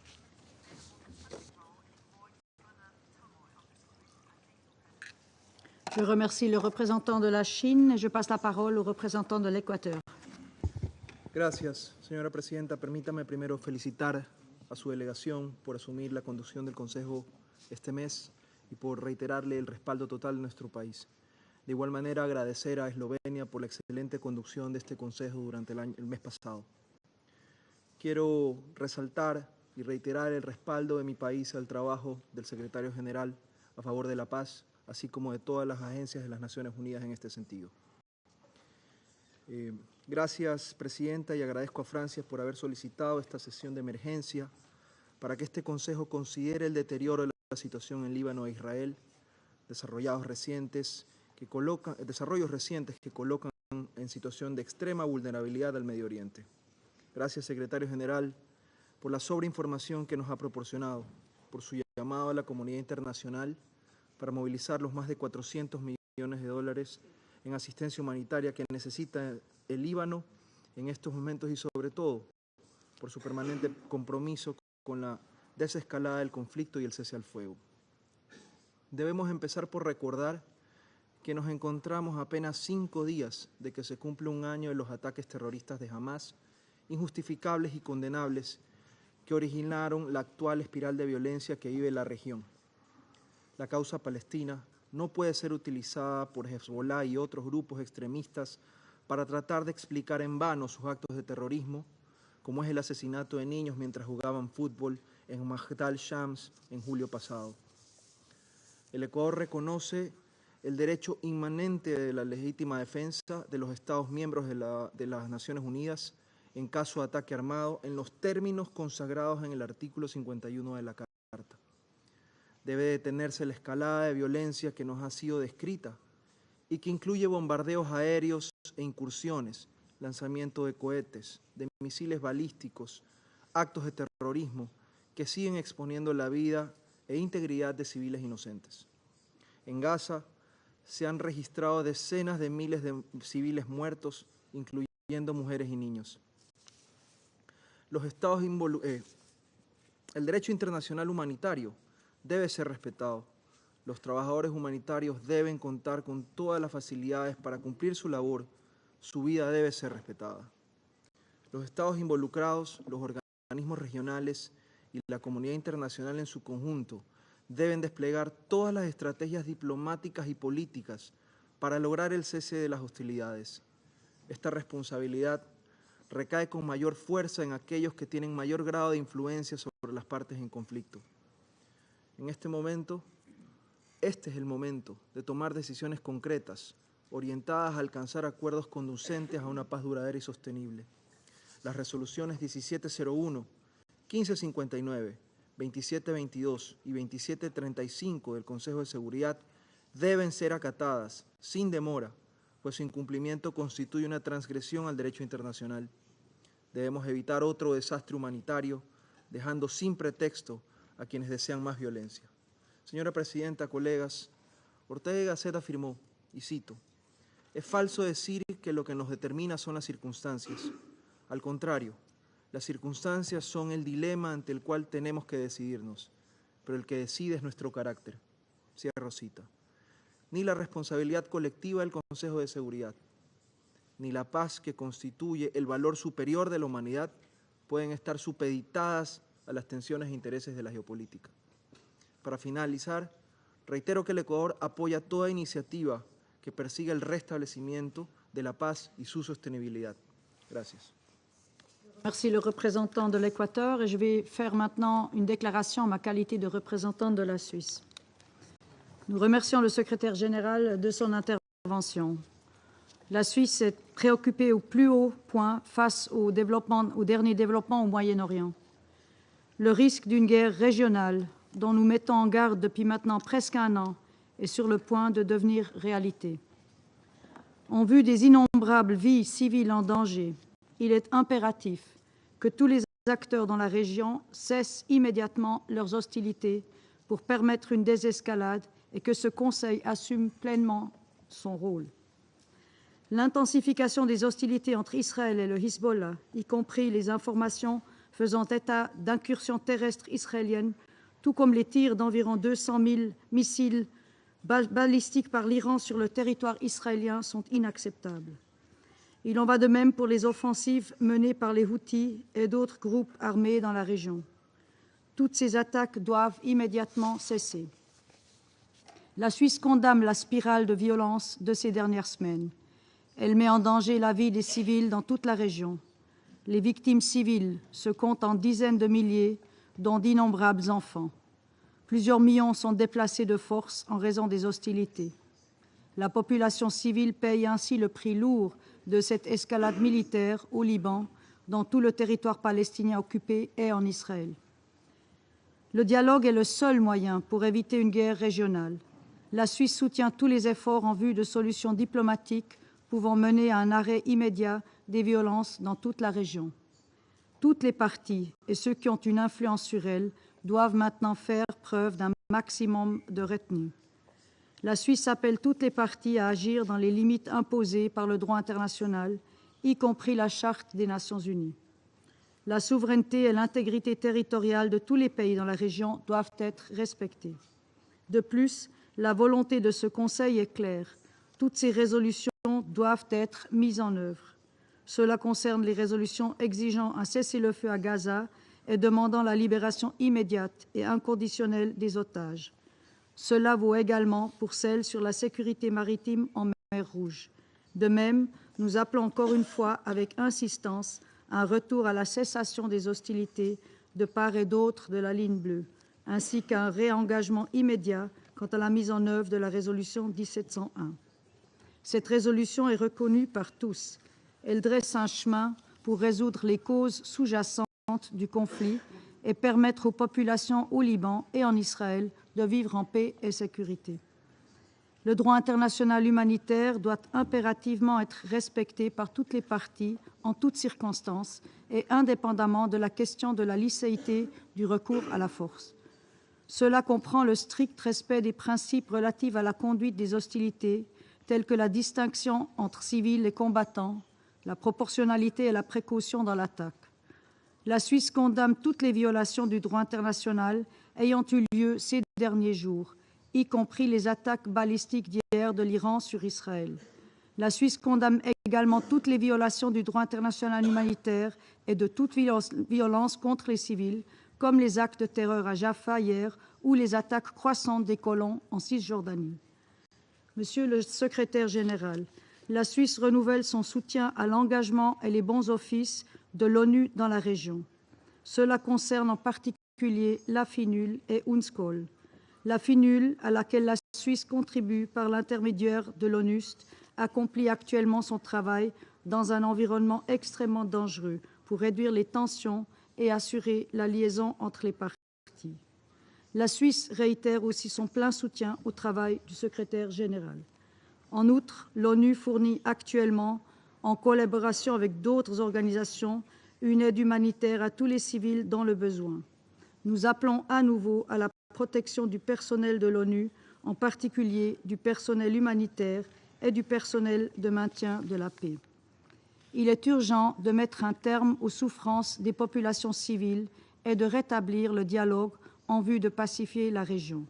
La responsabilité d'un Conseil de sécurité uni dans son action en faveur de la paix est claire. Je vous remercie. Je reprends maintenant mes fonctions de présidente du Conseil. Et je donne maintenant la parole aux représentants sous article 37. Et j'invite donc le Liban à prendre la parole.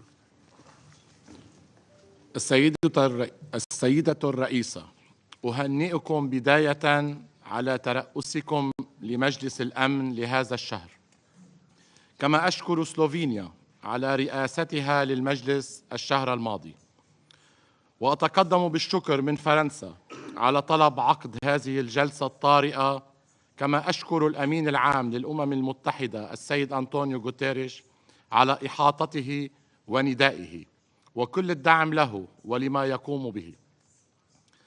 السيدة الرئيسة، نجتمع اليوم في مجلسكم الكريم ومنطقة الشرق الأوسط مشتعلة من كل حدب وصوب، فلا لبنان بخير ولا غزة بخير، والحشود الإسرائيلية العسكرية وأرتال الدبابات والمصفحات على طول الحدود الجنوبية للبنان، والحكومة الإسرائيلية والكابينت المنبثقة عنها أقرت الاجتياح البري للبنان الذي بدأت طلائعه ليلة أمس، ويأتي ذلك بعد 11 شهراً من العدوان البربري الهمجي الذي لم يوفر لا مدنيين ولا أعيان مدنية ولا عاملي إغاثة ولا صحفيين ولا أطفال ولا نساء ولا مسنين.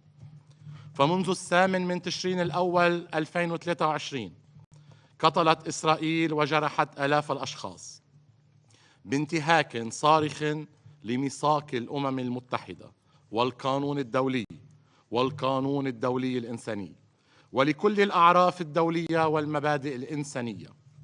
لذلك كل ما تقوله إسرائيل عن عمليات عسكرية جراحية ومحدودة هو غير صحيح، فالأضرار هائلة في صفوف المدنيين وفي البنى التحتية المدنية.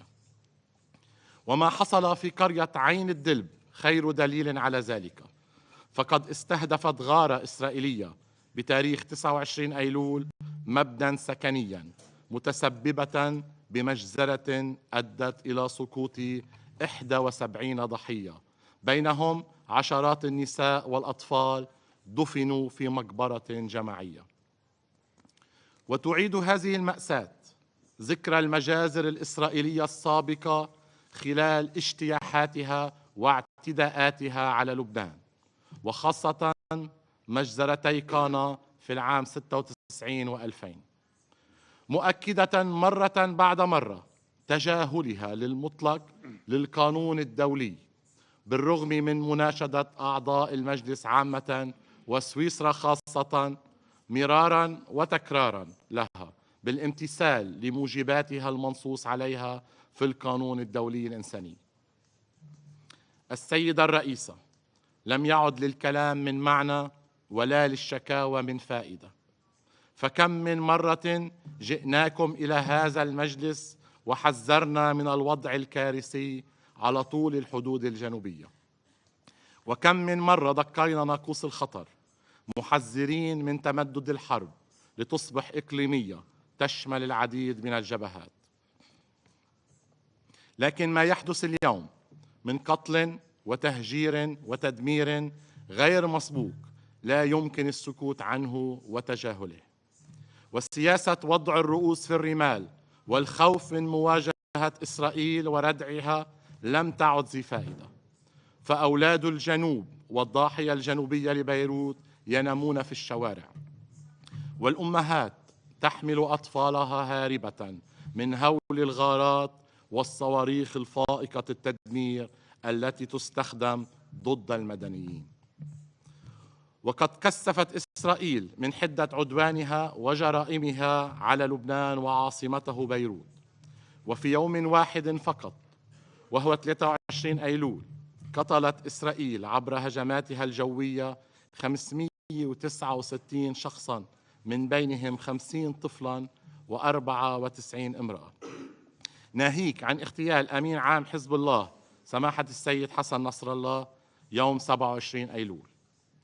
على مر التاريخ لم تجمع الآراء على توصيف موحد لأي شخصية عسكرية أو سياسية أو ثورية، والتاريخ حافل بالأمثلة عن تلك الشخصيات، وينقسم مجلسكم هنا أيضا على التوصيف الصحيح، لكن ما يجمع عليه الجميع أن مواجهة المحتل مقاومة.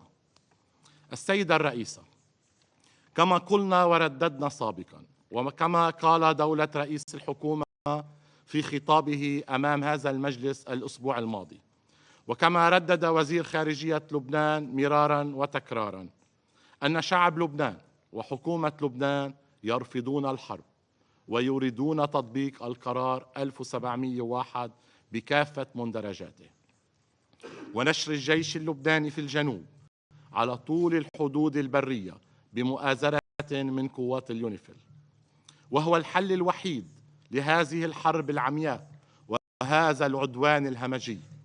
وكنا قد أبدينا استعدادنا لتعزيز وجود الجيش في الجنوب، وقد أعلنت الحكومة عن فتح باب التطويع 1500 عنصر جديد التزاما منها بتطبيق القرار 1701. وأذكر في هذا الصدد أن لبنان كان قد وافق على المبادرة الأمريكية الفرنسية التي وافقت عليها إسرائيل وعادت ورفضتها، بل نسفتها بموجة قتل ودمار غير مسبوقة بحجمها وعنفها. كما نؤكد على الموقف الرسمي الذي أدلى به دولة رئيس الحكومة يوم أمس، وهو الموافقة على الالتزام بالنداء الذي صدر عن الرئيسين الأمريكي والفرنسي والمدعوم من عدد من الدول الصديقة والشقيقة، التعهد بتطبيق كل النقاط التي وردت في البيان، ومنها وقف إطلاق النار فوراً من أجل بداية البحث في تطبيق القرار 1701 كاملاً، الترحيب بكل ما ورد في النداء والتعهد بتطبيقه فوراً، وفور وقف إطلاق النار الاستعداد لإرسال الجيش اللبناني إلى منطقة جنوب الليطاني ليقوم بمهامه كاملة بالتنسيق مع قوات حفظ السلام الدولية اليونيفيل في الجنوب.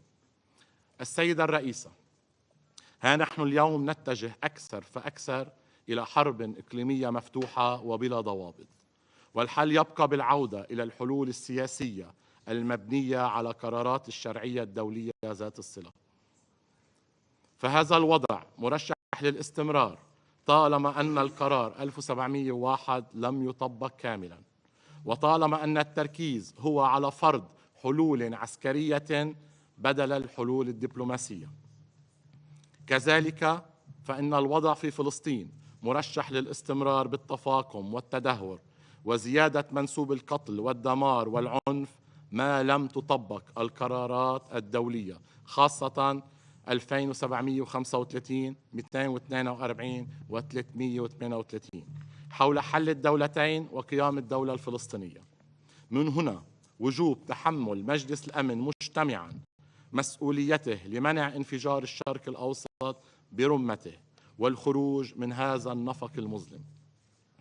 السيدة الرئيسة، لبنان اليوم يواجه أزمة إنسانية غير مسبوقة، وهو بحاجة إلى مساعدات إنسانية عاجلة، فهو الدولة الوحيدة التي تستضيف 2 نازح سوري ونصف مليون لاجئ سوري، وفي نفس الوقت لديها حوالي 1,000,000 نازح لبناني داخلي، وهذه سابقة يصعب تكرارها.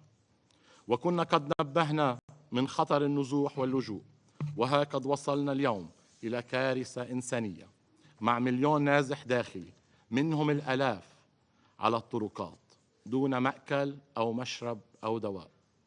من هنا وجوب المساعدة لمواجهة هذه الكارثة. وقد تم إطلاق يوم أمس بالتعاون مع الأمم المتحدة نداء عاجلا بقيمة 426 مليون دولار للاستجابة لهذه الكارثة الإنسانية. لذلك نتقدم بالشكر من كل من ساهم في المساعدة من دول صديقة وشقيقة ومن وكالات الأمم المتحدة، وندعو جميع الجهات الفاعلة والدول إلى المشاركة في المساعدة. السيدة الرئيسة، تاريخنا مع إسرائيل تخلله اجتياحات متعددة أعوام 78 82 و2006، وكل هذه الاجتياحات والاحتلالات التي نجم عنها تدمير كبير وقتل لآلاف المدنيين انتهت جميعها باندحار إسرائيل وانسحابها وتراجعها.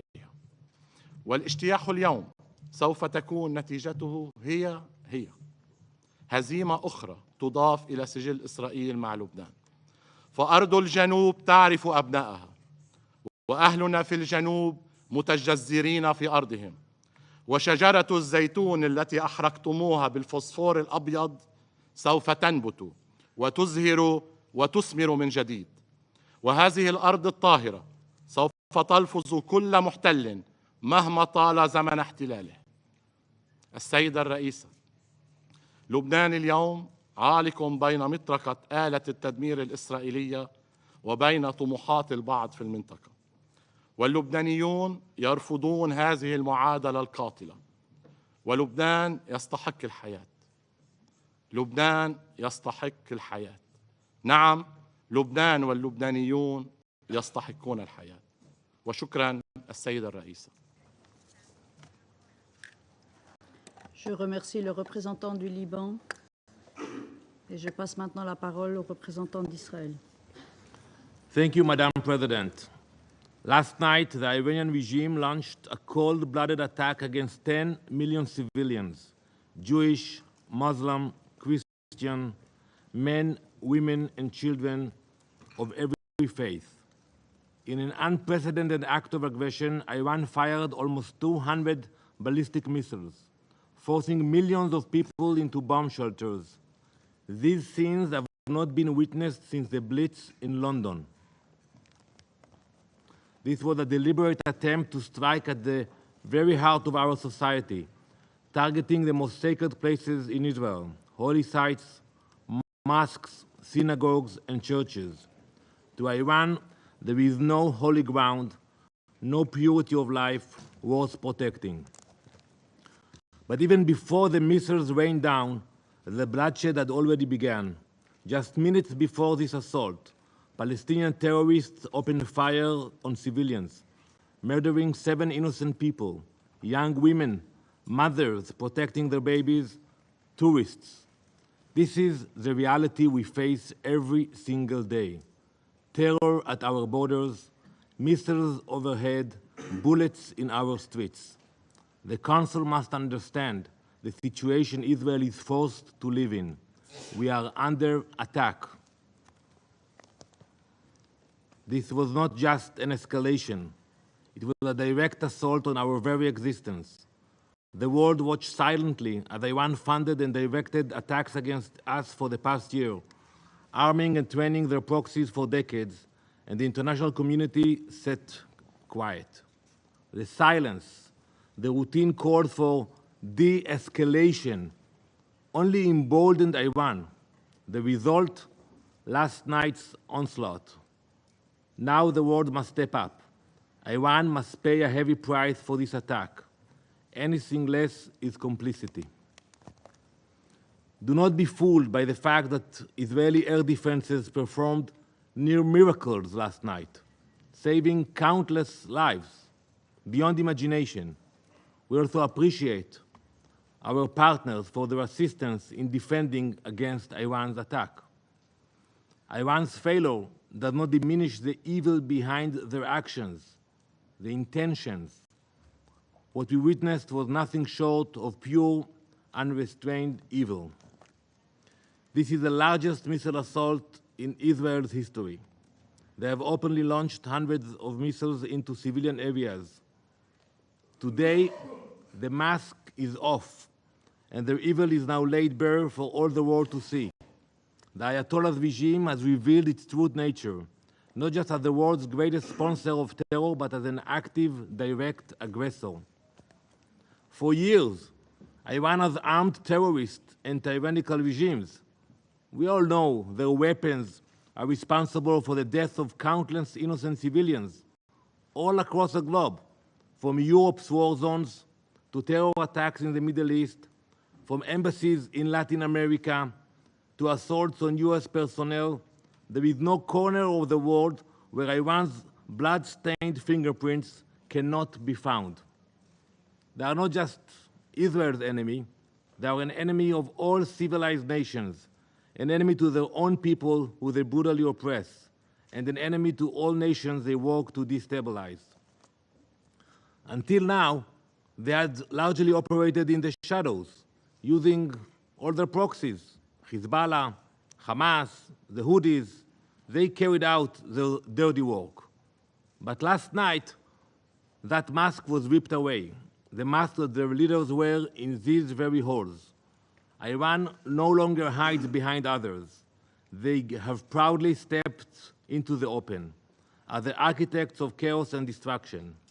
And now the world can see their true face.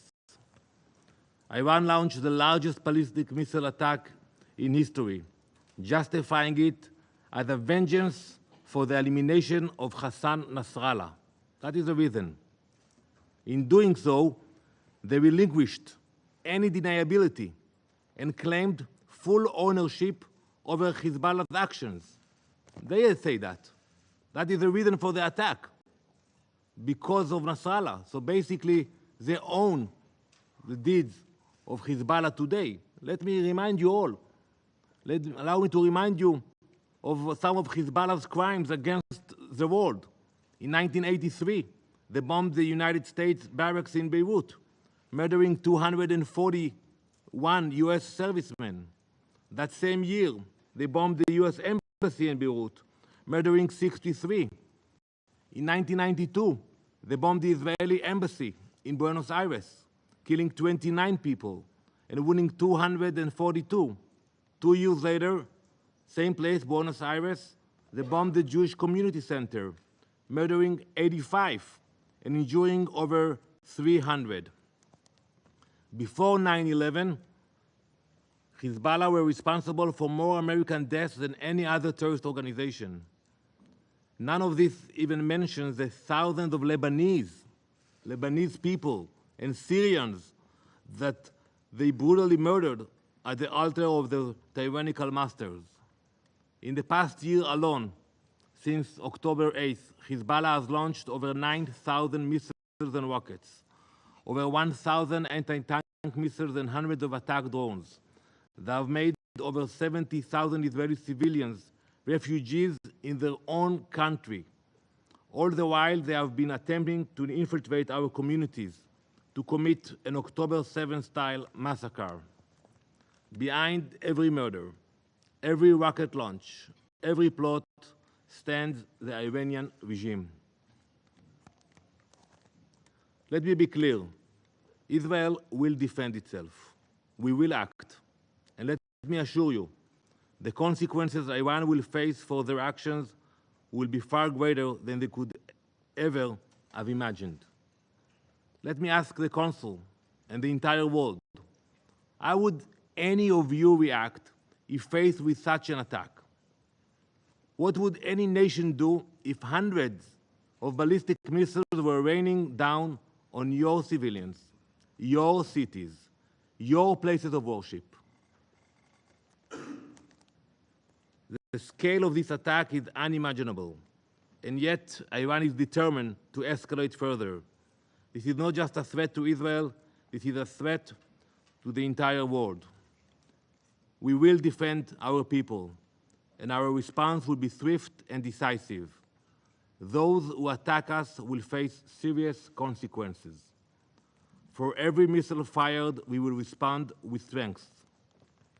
For weeks, I have sat in this Council warning of the growing threat Iran poses, urging you to take decisive action against this regime. I warned that Iran's desire for dominance would not stop at Israel's border, but the inaction of this Council has emboldened them. And now the missiles falling on Israel are the direct result of that failure to act. The time for complacency is over. The Iranian regime has shed all deniability. They are no longer silent puppet masters. They are bloodthirsty aggressors, reveling in their violence and destruction. The world cannot afford to ignore this reality any longer. We demand immediate, crippling sanctions on Iran. The IRGC must be designated as the terrorist organization it is. Do not let yourselves be fooled by moderate Iranian president. I saw the way they were received here last week. The meetings, the clapping. Iran's policy is dictated by its supreme leader, Ayatollah Khamenei, and under his rule, the regime has grown more aggressive and murderous than ever. Iran's true face is one of terror, death, and chaos. They do not care about life, they do not respect their own religion, and they have targeted their fellow Muslims without hesitation. The time for empty calls for de-escalation is over. How can you do that? To equate Israel, a nation simply wishing to live in peace, acting in defense of its people, with an aggressor bent on our destruction, is not just wrong. It is a grotesque and immoral distortion of reality. This is not a conflict between two equal sides. This is a battle between a sovereign country defending its right to exist and a regime that seeks nothing less than our extinction. And I repeat what I said last time.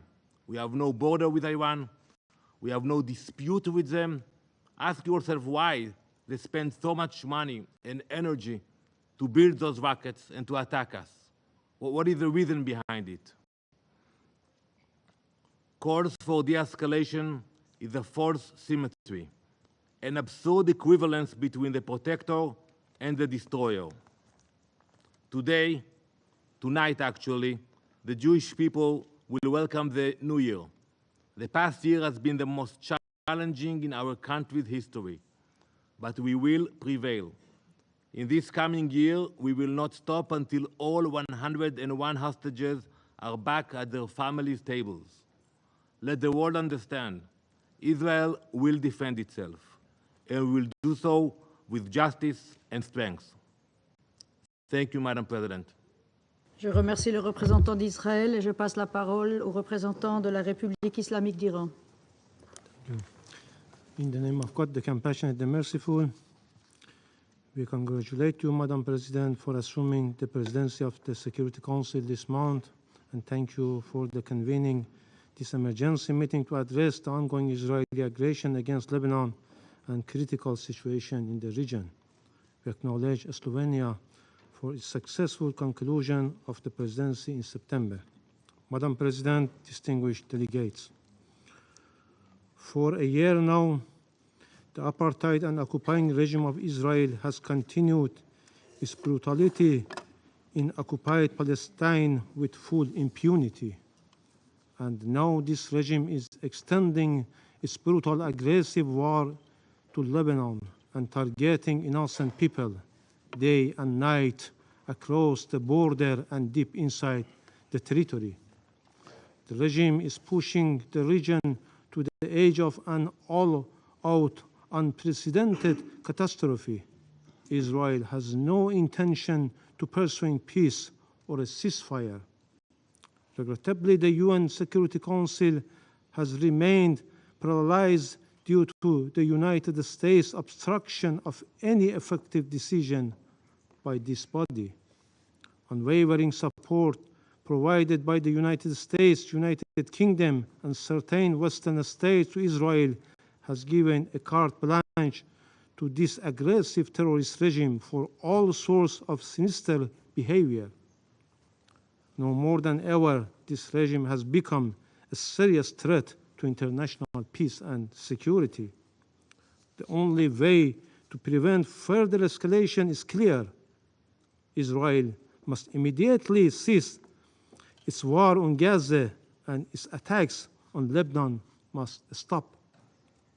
Madam President, distinguished delegates, as we informed the members of the Council in our letter yesterday, the armed forces of the Islamic Republic of Iran launched a series of missile strikes targeting the military and security positions of the Israeli regime.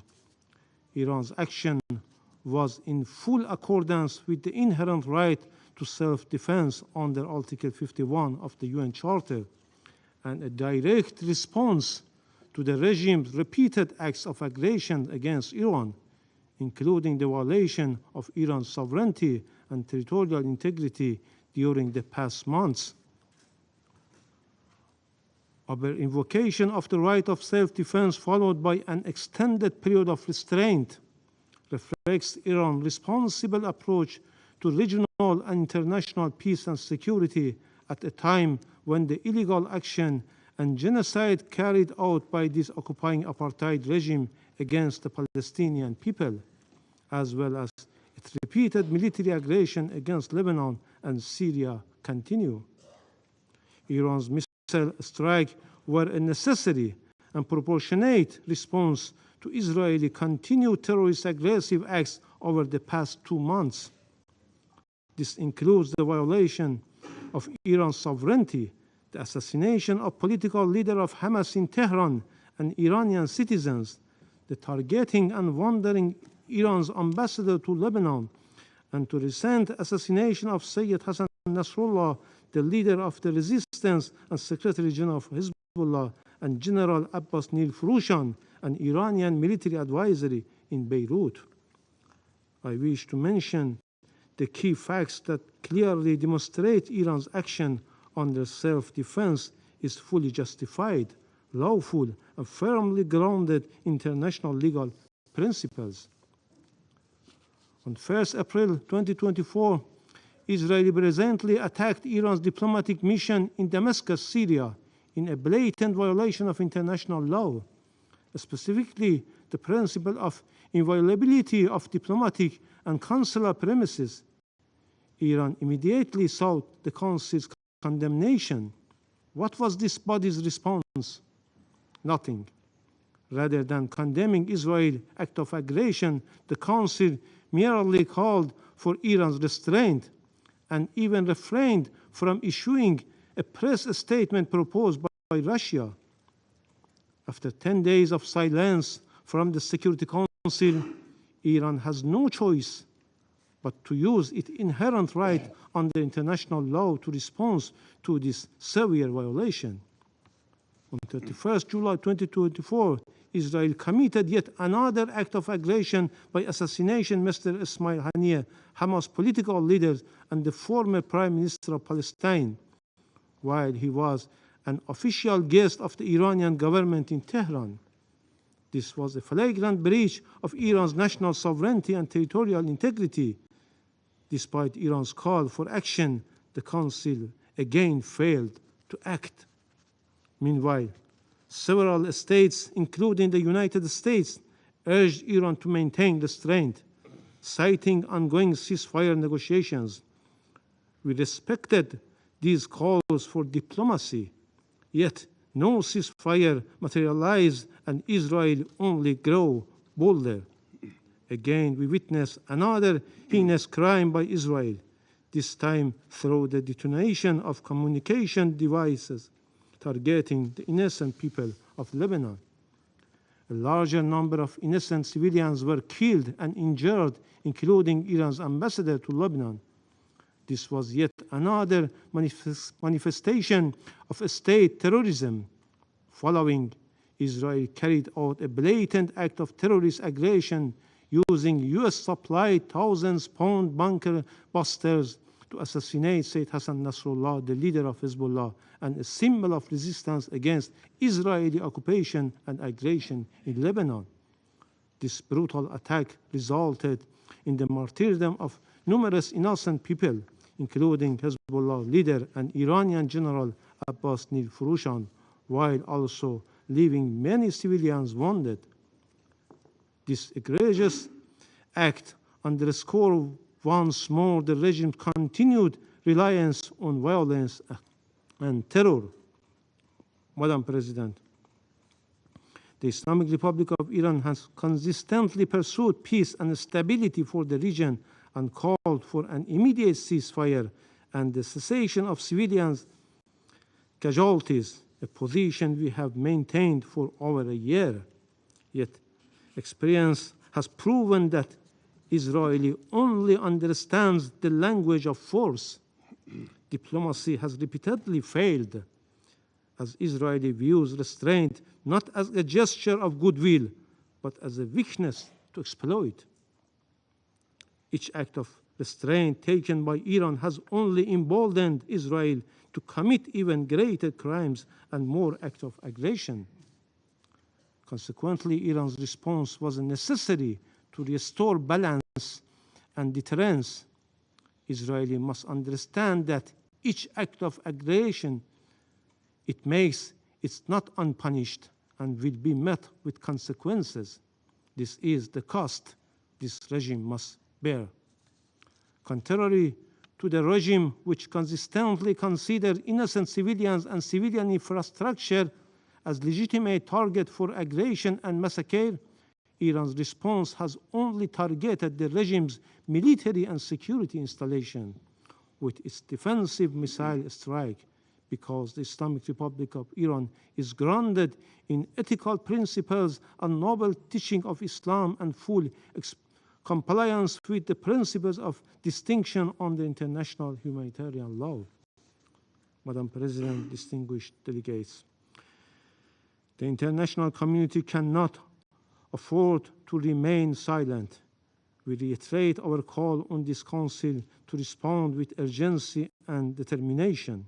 The Security Council must intervene to stop Israeli continued aggression and war crimes against Lebanon, Gaza, and Syria, and to prevent the situation from escalating into a full-scale regional war. Furthermore, the Security Council must force Israel to comply with its obligation on the resolution this body adopted. Israel must fully implement Resolution 1701. Finally, Madam President, we strongly warn against any further act of aggression by Israeli terrorist regime against our national security and vital interests. Iran is fully prepared to take further defensive measures if necessary to protect its legitimate interests and defend its territorial integrity and sovereignty against any act of military aggressions and the illegal use of force. In this regard, Iran will have no hesitation. In conclusion, the regime of the United States and the United Kingdom regime, notorious enablers of the Israeli regime, along with France, have once again cynically attempted to justify Israeli heinous crimes under the guise of self-defense, shifting the blame onto Iran. While the Israeli regime must be held accountable for the atrocity crimes and cannot disregard the U.S. complicity in Israel's crimes.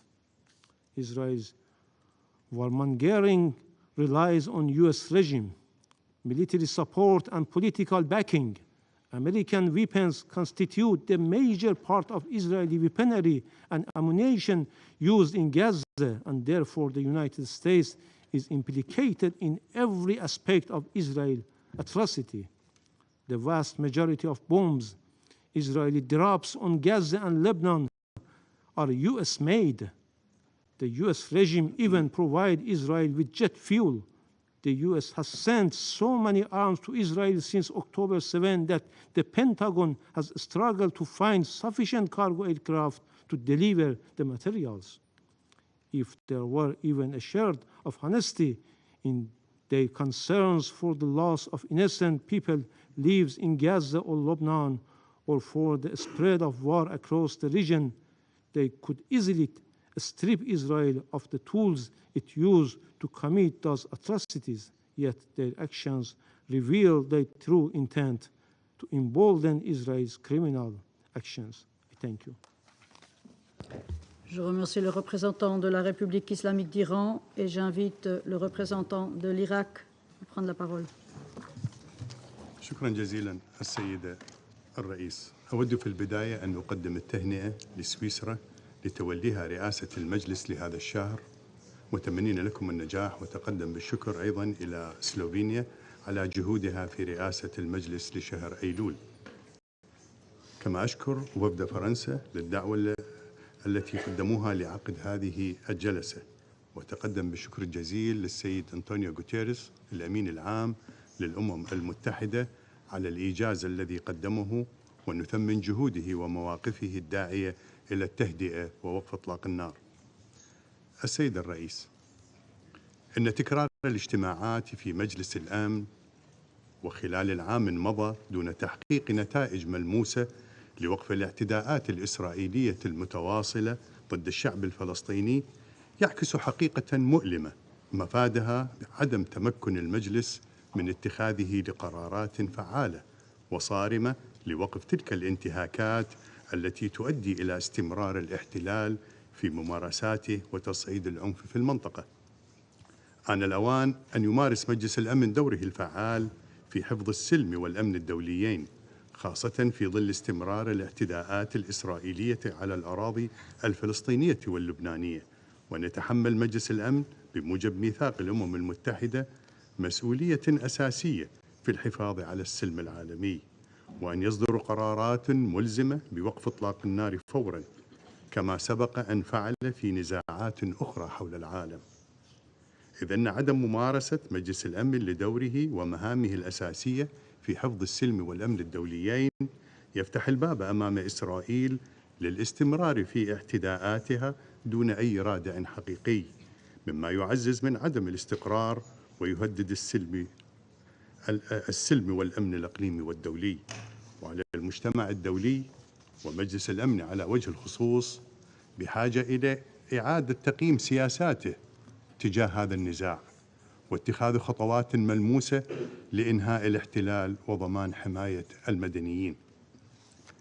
إن استمرار ارتكاب الانتهاكات والعدوان والتوسع العسكري الذي تشنه قوات الاحتلال الإسرائيلية دون رادع يدفع المنطقة نحو مواجهة إقليمية واسعة النطاق تؤدي إلى زعزعة الأمن الإقليمي وإلى معاناة إنسانية كبيرة وانتشار التطرف والإرهاب، ويزيد من تعقيد الأوضاع، إذ أن الفشل في وضع حد لتلك الجرائم يشجع إسرائيل على التمادي في انتهاكاتها وشن الهجمات العسكرية، ولا يؤدي هذا الوضع إلى زيادة معاناة الشعب الفلسطيني واللبناني فقط، بل يهدد أيضا السلم والاستقرار في المنطقة بشكل عام.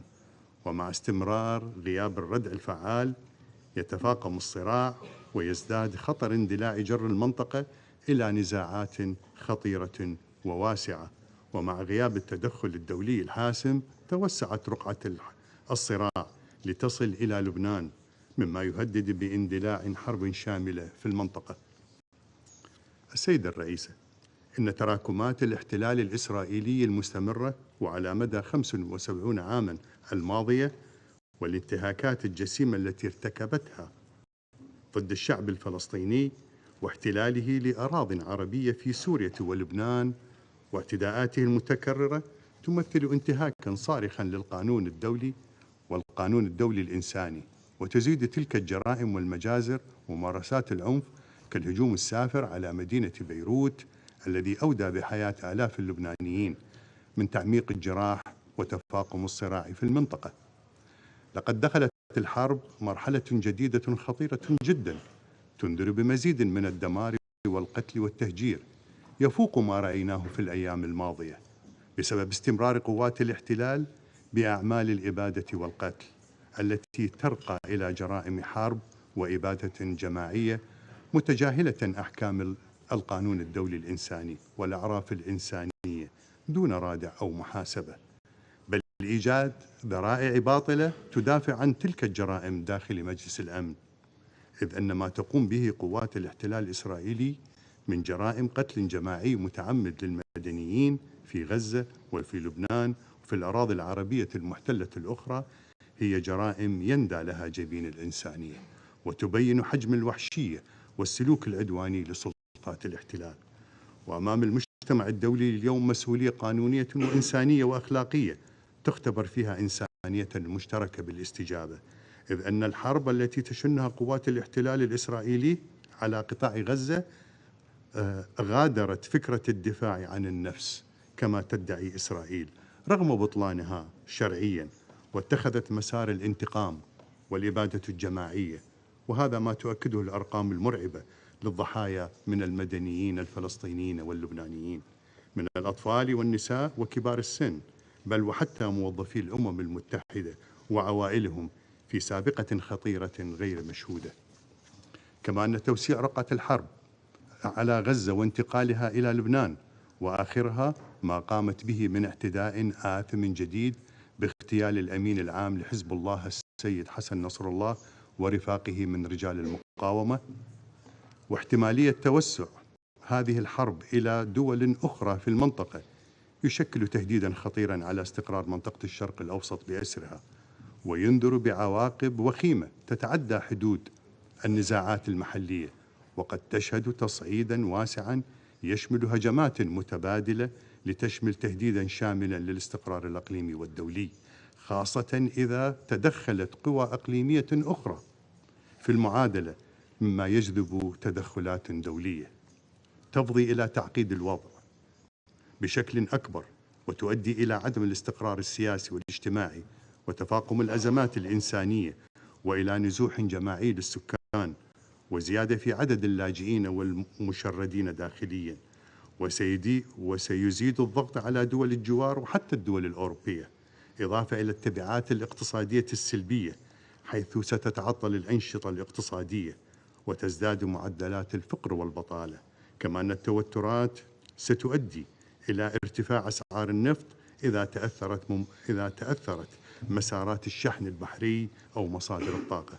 السيد الرئيس، يدين العراق التصريحات والتهديدات التي أطلقها رئيس وزراء سلطة الاحتلال الإسرائيلي ضد دول المنطقة، لأن مثل تلك التصريحات التصعيدية تساهم في تأجيج الصراعات وتدفع المنطقة نحو مزيد من التوتر والحرب. فتلك التهديدات العلنية لا تعتبر استفزازية فقط، بل تشكل أيضا انتهاكا صريحا لمبادئ القانون الدولي وميثاق الأمم المتحدة الذي يحظر التهديد باستخدام القوة ضد الدول ذات السيادة. وفي الختام، السيد الرئيس، يؤكد العراق تضامنه التام والكامل مع قضية الشعب الفلسطيني العادلة، ويدعم بقوة تطلعاته المشروعة في نيل حقوقه في إقامة دولته المستقلة وعاصمتها القدس الشريف. كما يؤكد العراق دعمه وتضامنه مع لبنان حكومة وشعبا ضد الاعتداءات السافرة والهمجية التي تنتهك سيادتها وحرمة أراضيها. وشكرا جزيلا السيد الرئيس. Je remercie le représentant de l'Irak et j'invite maintenant le représentant de la République arabe syrienne à prendre la parole.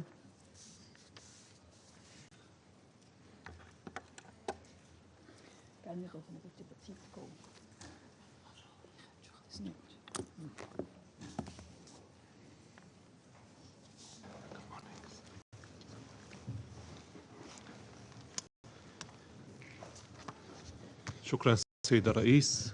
سيد الرئيس، اسمح لي بداية أن أستهل بياني بتهنئتكم على تولي بلادكم رئاسة مجلس الأمن للشهر الجاري، وأن أشكر سلفكم على رئاسته وإدارة أعمال المجلس الشهر الماضي. كما أشكر السيد الأمين العام للأمم المتحدة على مشاركته وحرصه على الحضور معنا في هذه الجلسة، وأعرب له عن تضامننا معه في وجه الحملات العدائية الإسرائيلية الموجهة ضده. سيد الرئيس،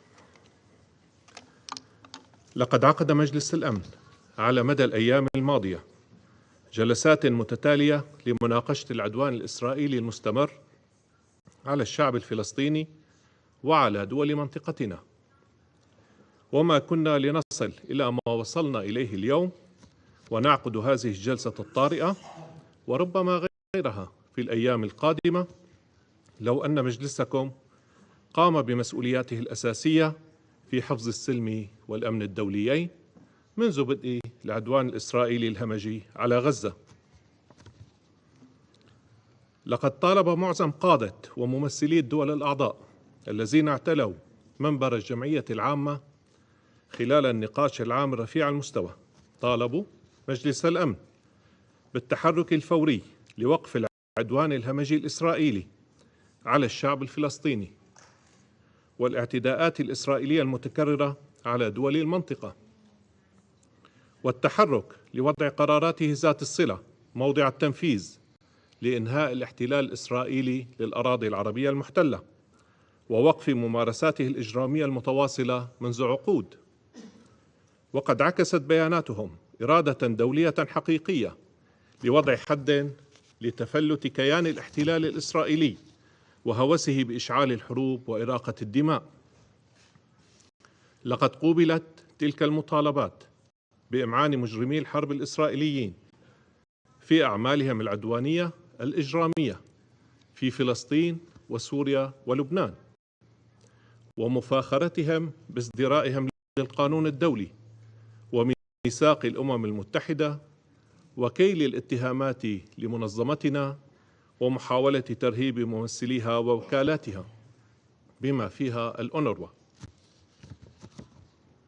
إننا نجتمع اليوم وقد وصلت منطقتنا بالفعل إلى شفا حرب مدمرة لا تستثني أحدا، ولم يعد من المقبول أن يقتصر رد فعل مجلس الأمن على مجرد عقد الجلسة تلو الأخرى دون اعتماد أي مخرجات تفضي لتحرك جاد وملموس.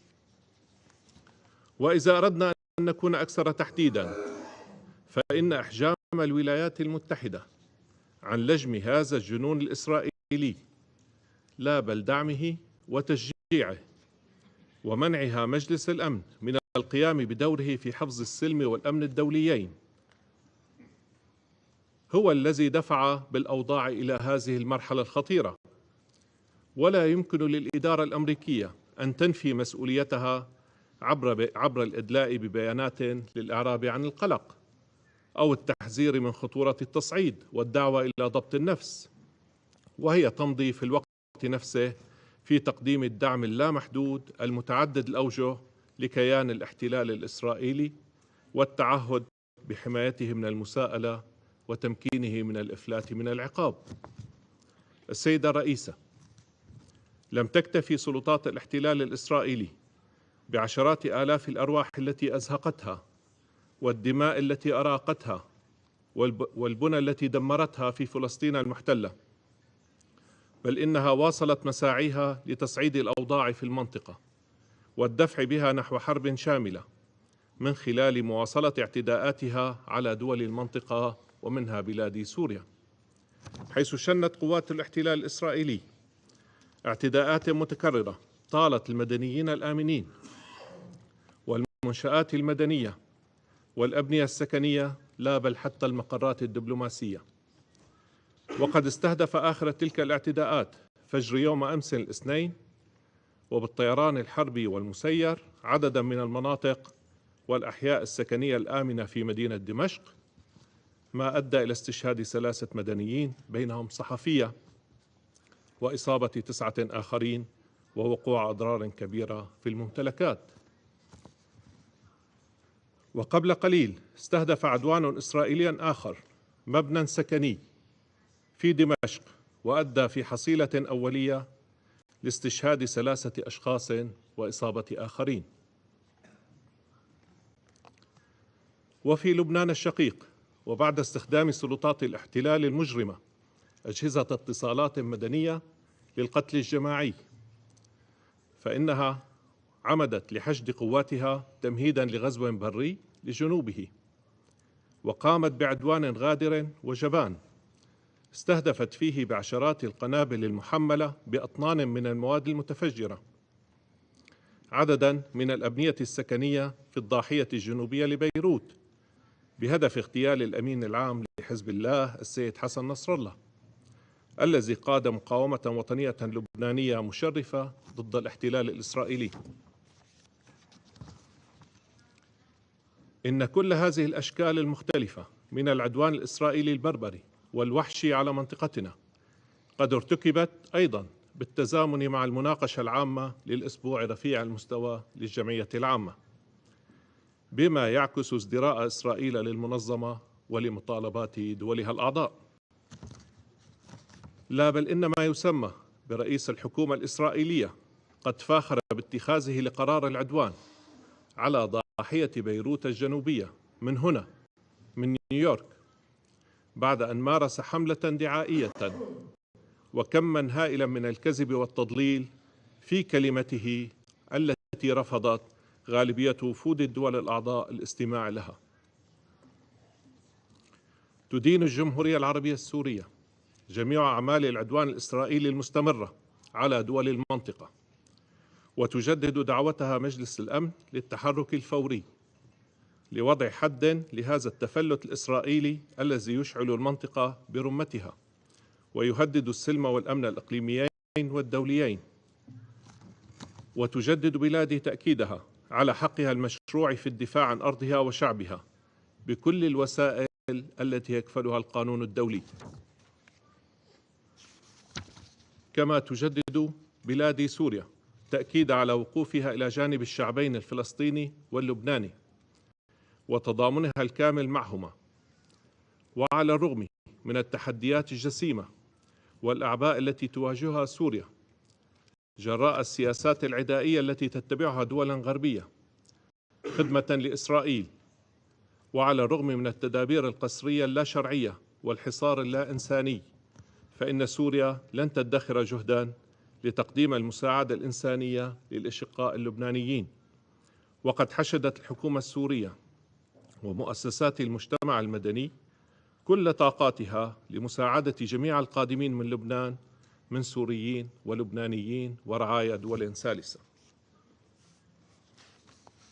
السيد الرئيس، لقد نص الميثاق في مادته 51 على حق الدول في الدفاع الشرعي عن النفس، وهو حق راسخ للدول والشعوب لا يملكه كيان الاحتلال الإسرائيلي بأي حال من الأحوال. هذا ما أكدته محكمة العدل الدولية، لأن الاحتلال وما يمثله من أعمال عدوان هو الجريمة الأساس التي تحرم مرتكبيها من أي حقوق. لقد مكن تقاعس مجلس الأمن كيان الاحتلال الإسرائيلي من تجاوز جميع الخطوط الحمراء، الأمر الذي دفع جمهورية إيران الإسلامية لممارسة حقها في الدفاع المشروع عن النفس استنادا للمادة 51 من الميثاق، وردا على جرائم العدوان الإسرائيلي الاحتلال الإسرائيلي.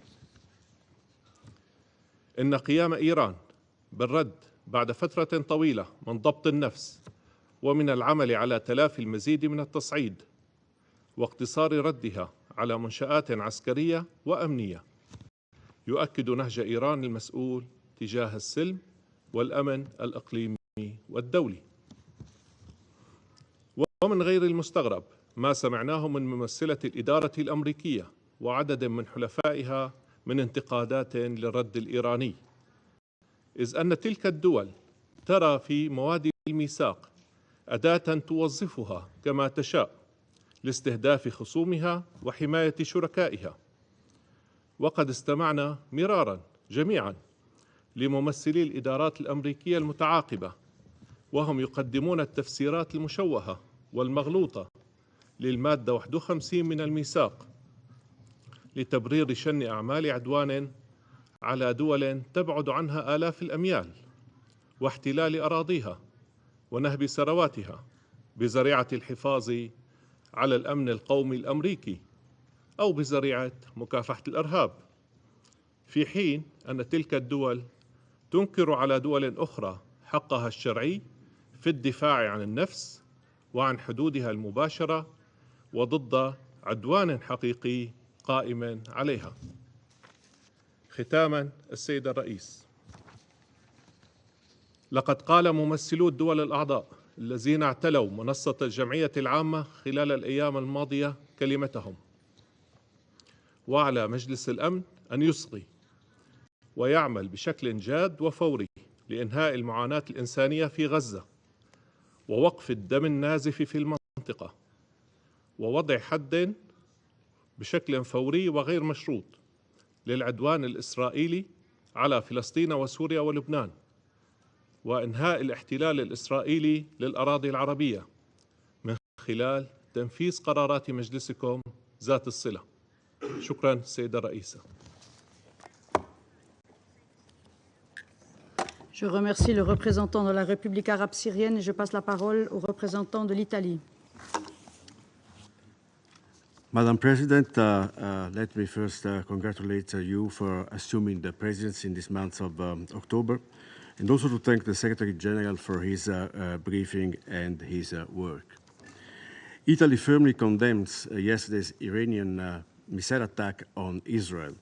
We express deep concern for the ongoing developments and call for restraint and responsibility on all regional actors.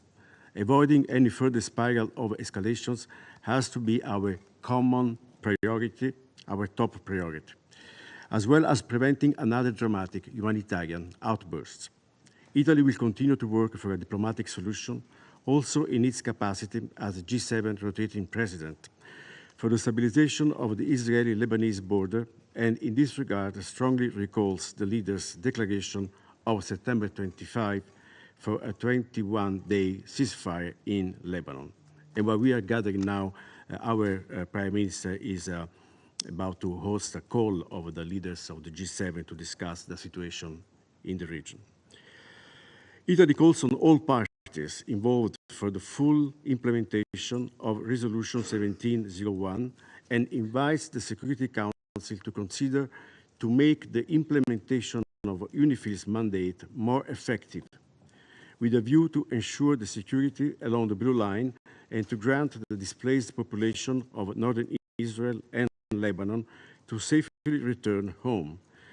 The security of all UNIFIL personnel has to be respected and fully guaranteed. Sovereignty and territorial integrity of Lebanon needs also to be respected. Madam President, Italy calls for an immediate ceasefire in Lebanon. We will continue to work for a diplomatic solution, and we are ready to assist the Lebanese armed forces in assuming their responsibilities along the border with Israel. To such extent, Italy also deems of utmost importance to fully support and revamp the Lebanon-Israel negotiations to peacefully establish their borders. We will continue to engage with our partners and allies and to keep open channels of dialogue with all the actors in the region. At the same time, it is equally urgent to reach an agreement for a ceasefire in Gaza and to release the hostages in line with Resolution 2735.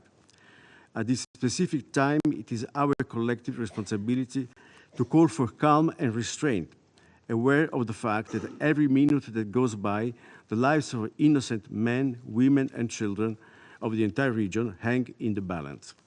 Italy is a firm supporter of the principle two peoples, two states, and shares the goal of a comprehensive, lasting regional peace that can ultimately be achieved on the basis of a two-state solution, with Israel and Palestine living side by side in peace and security within agreed, recognized borders, and full recognition of Israel's existence and respect of its security by all regional actors. I thank you. Merci le représentant d'Italie. Il n'y a plus d'orateurs ou d'oratrices inscrits sur la liste. Je remercie chaleureusement le secrétaire général et j'invite à présent les membres du Conseil à poursuivre l'examen de la question dans le cadre de consultation. La séance est levée.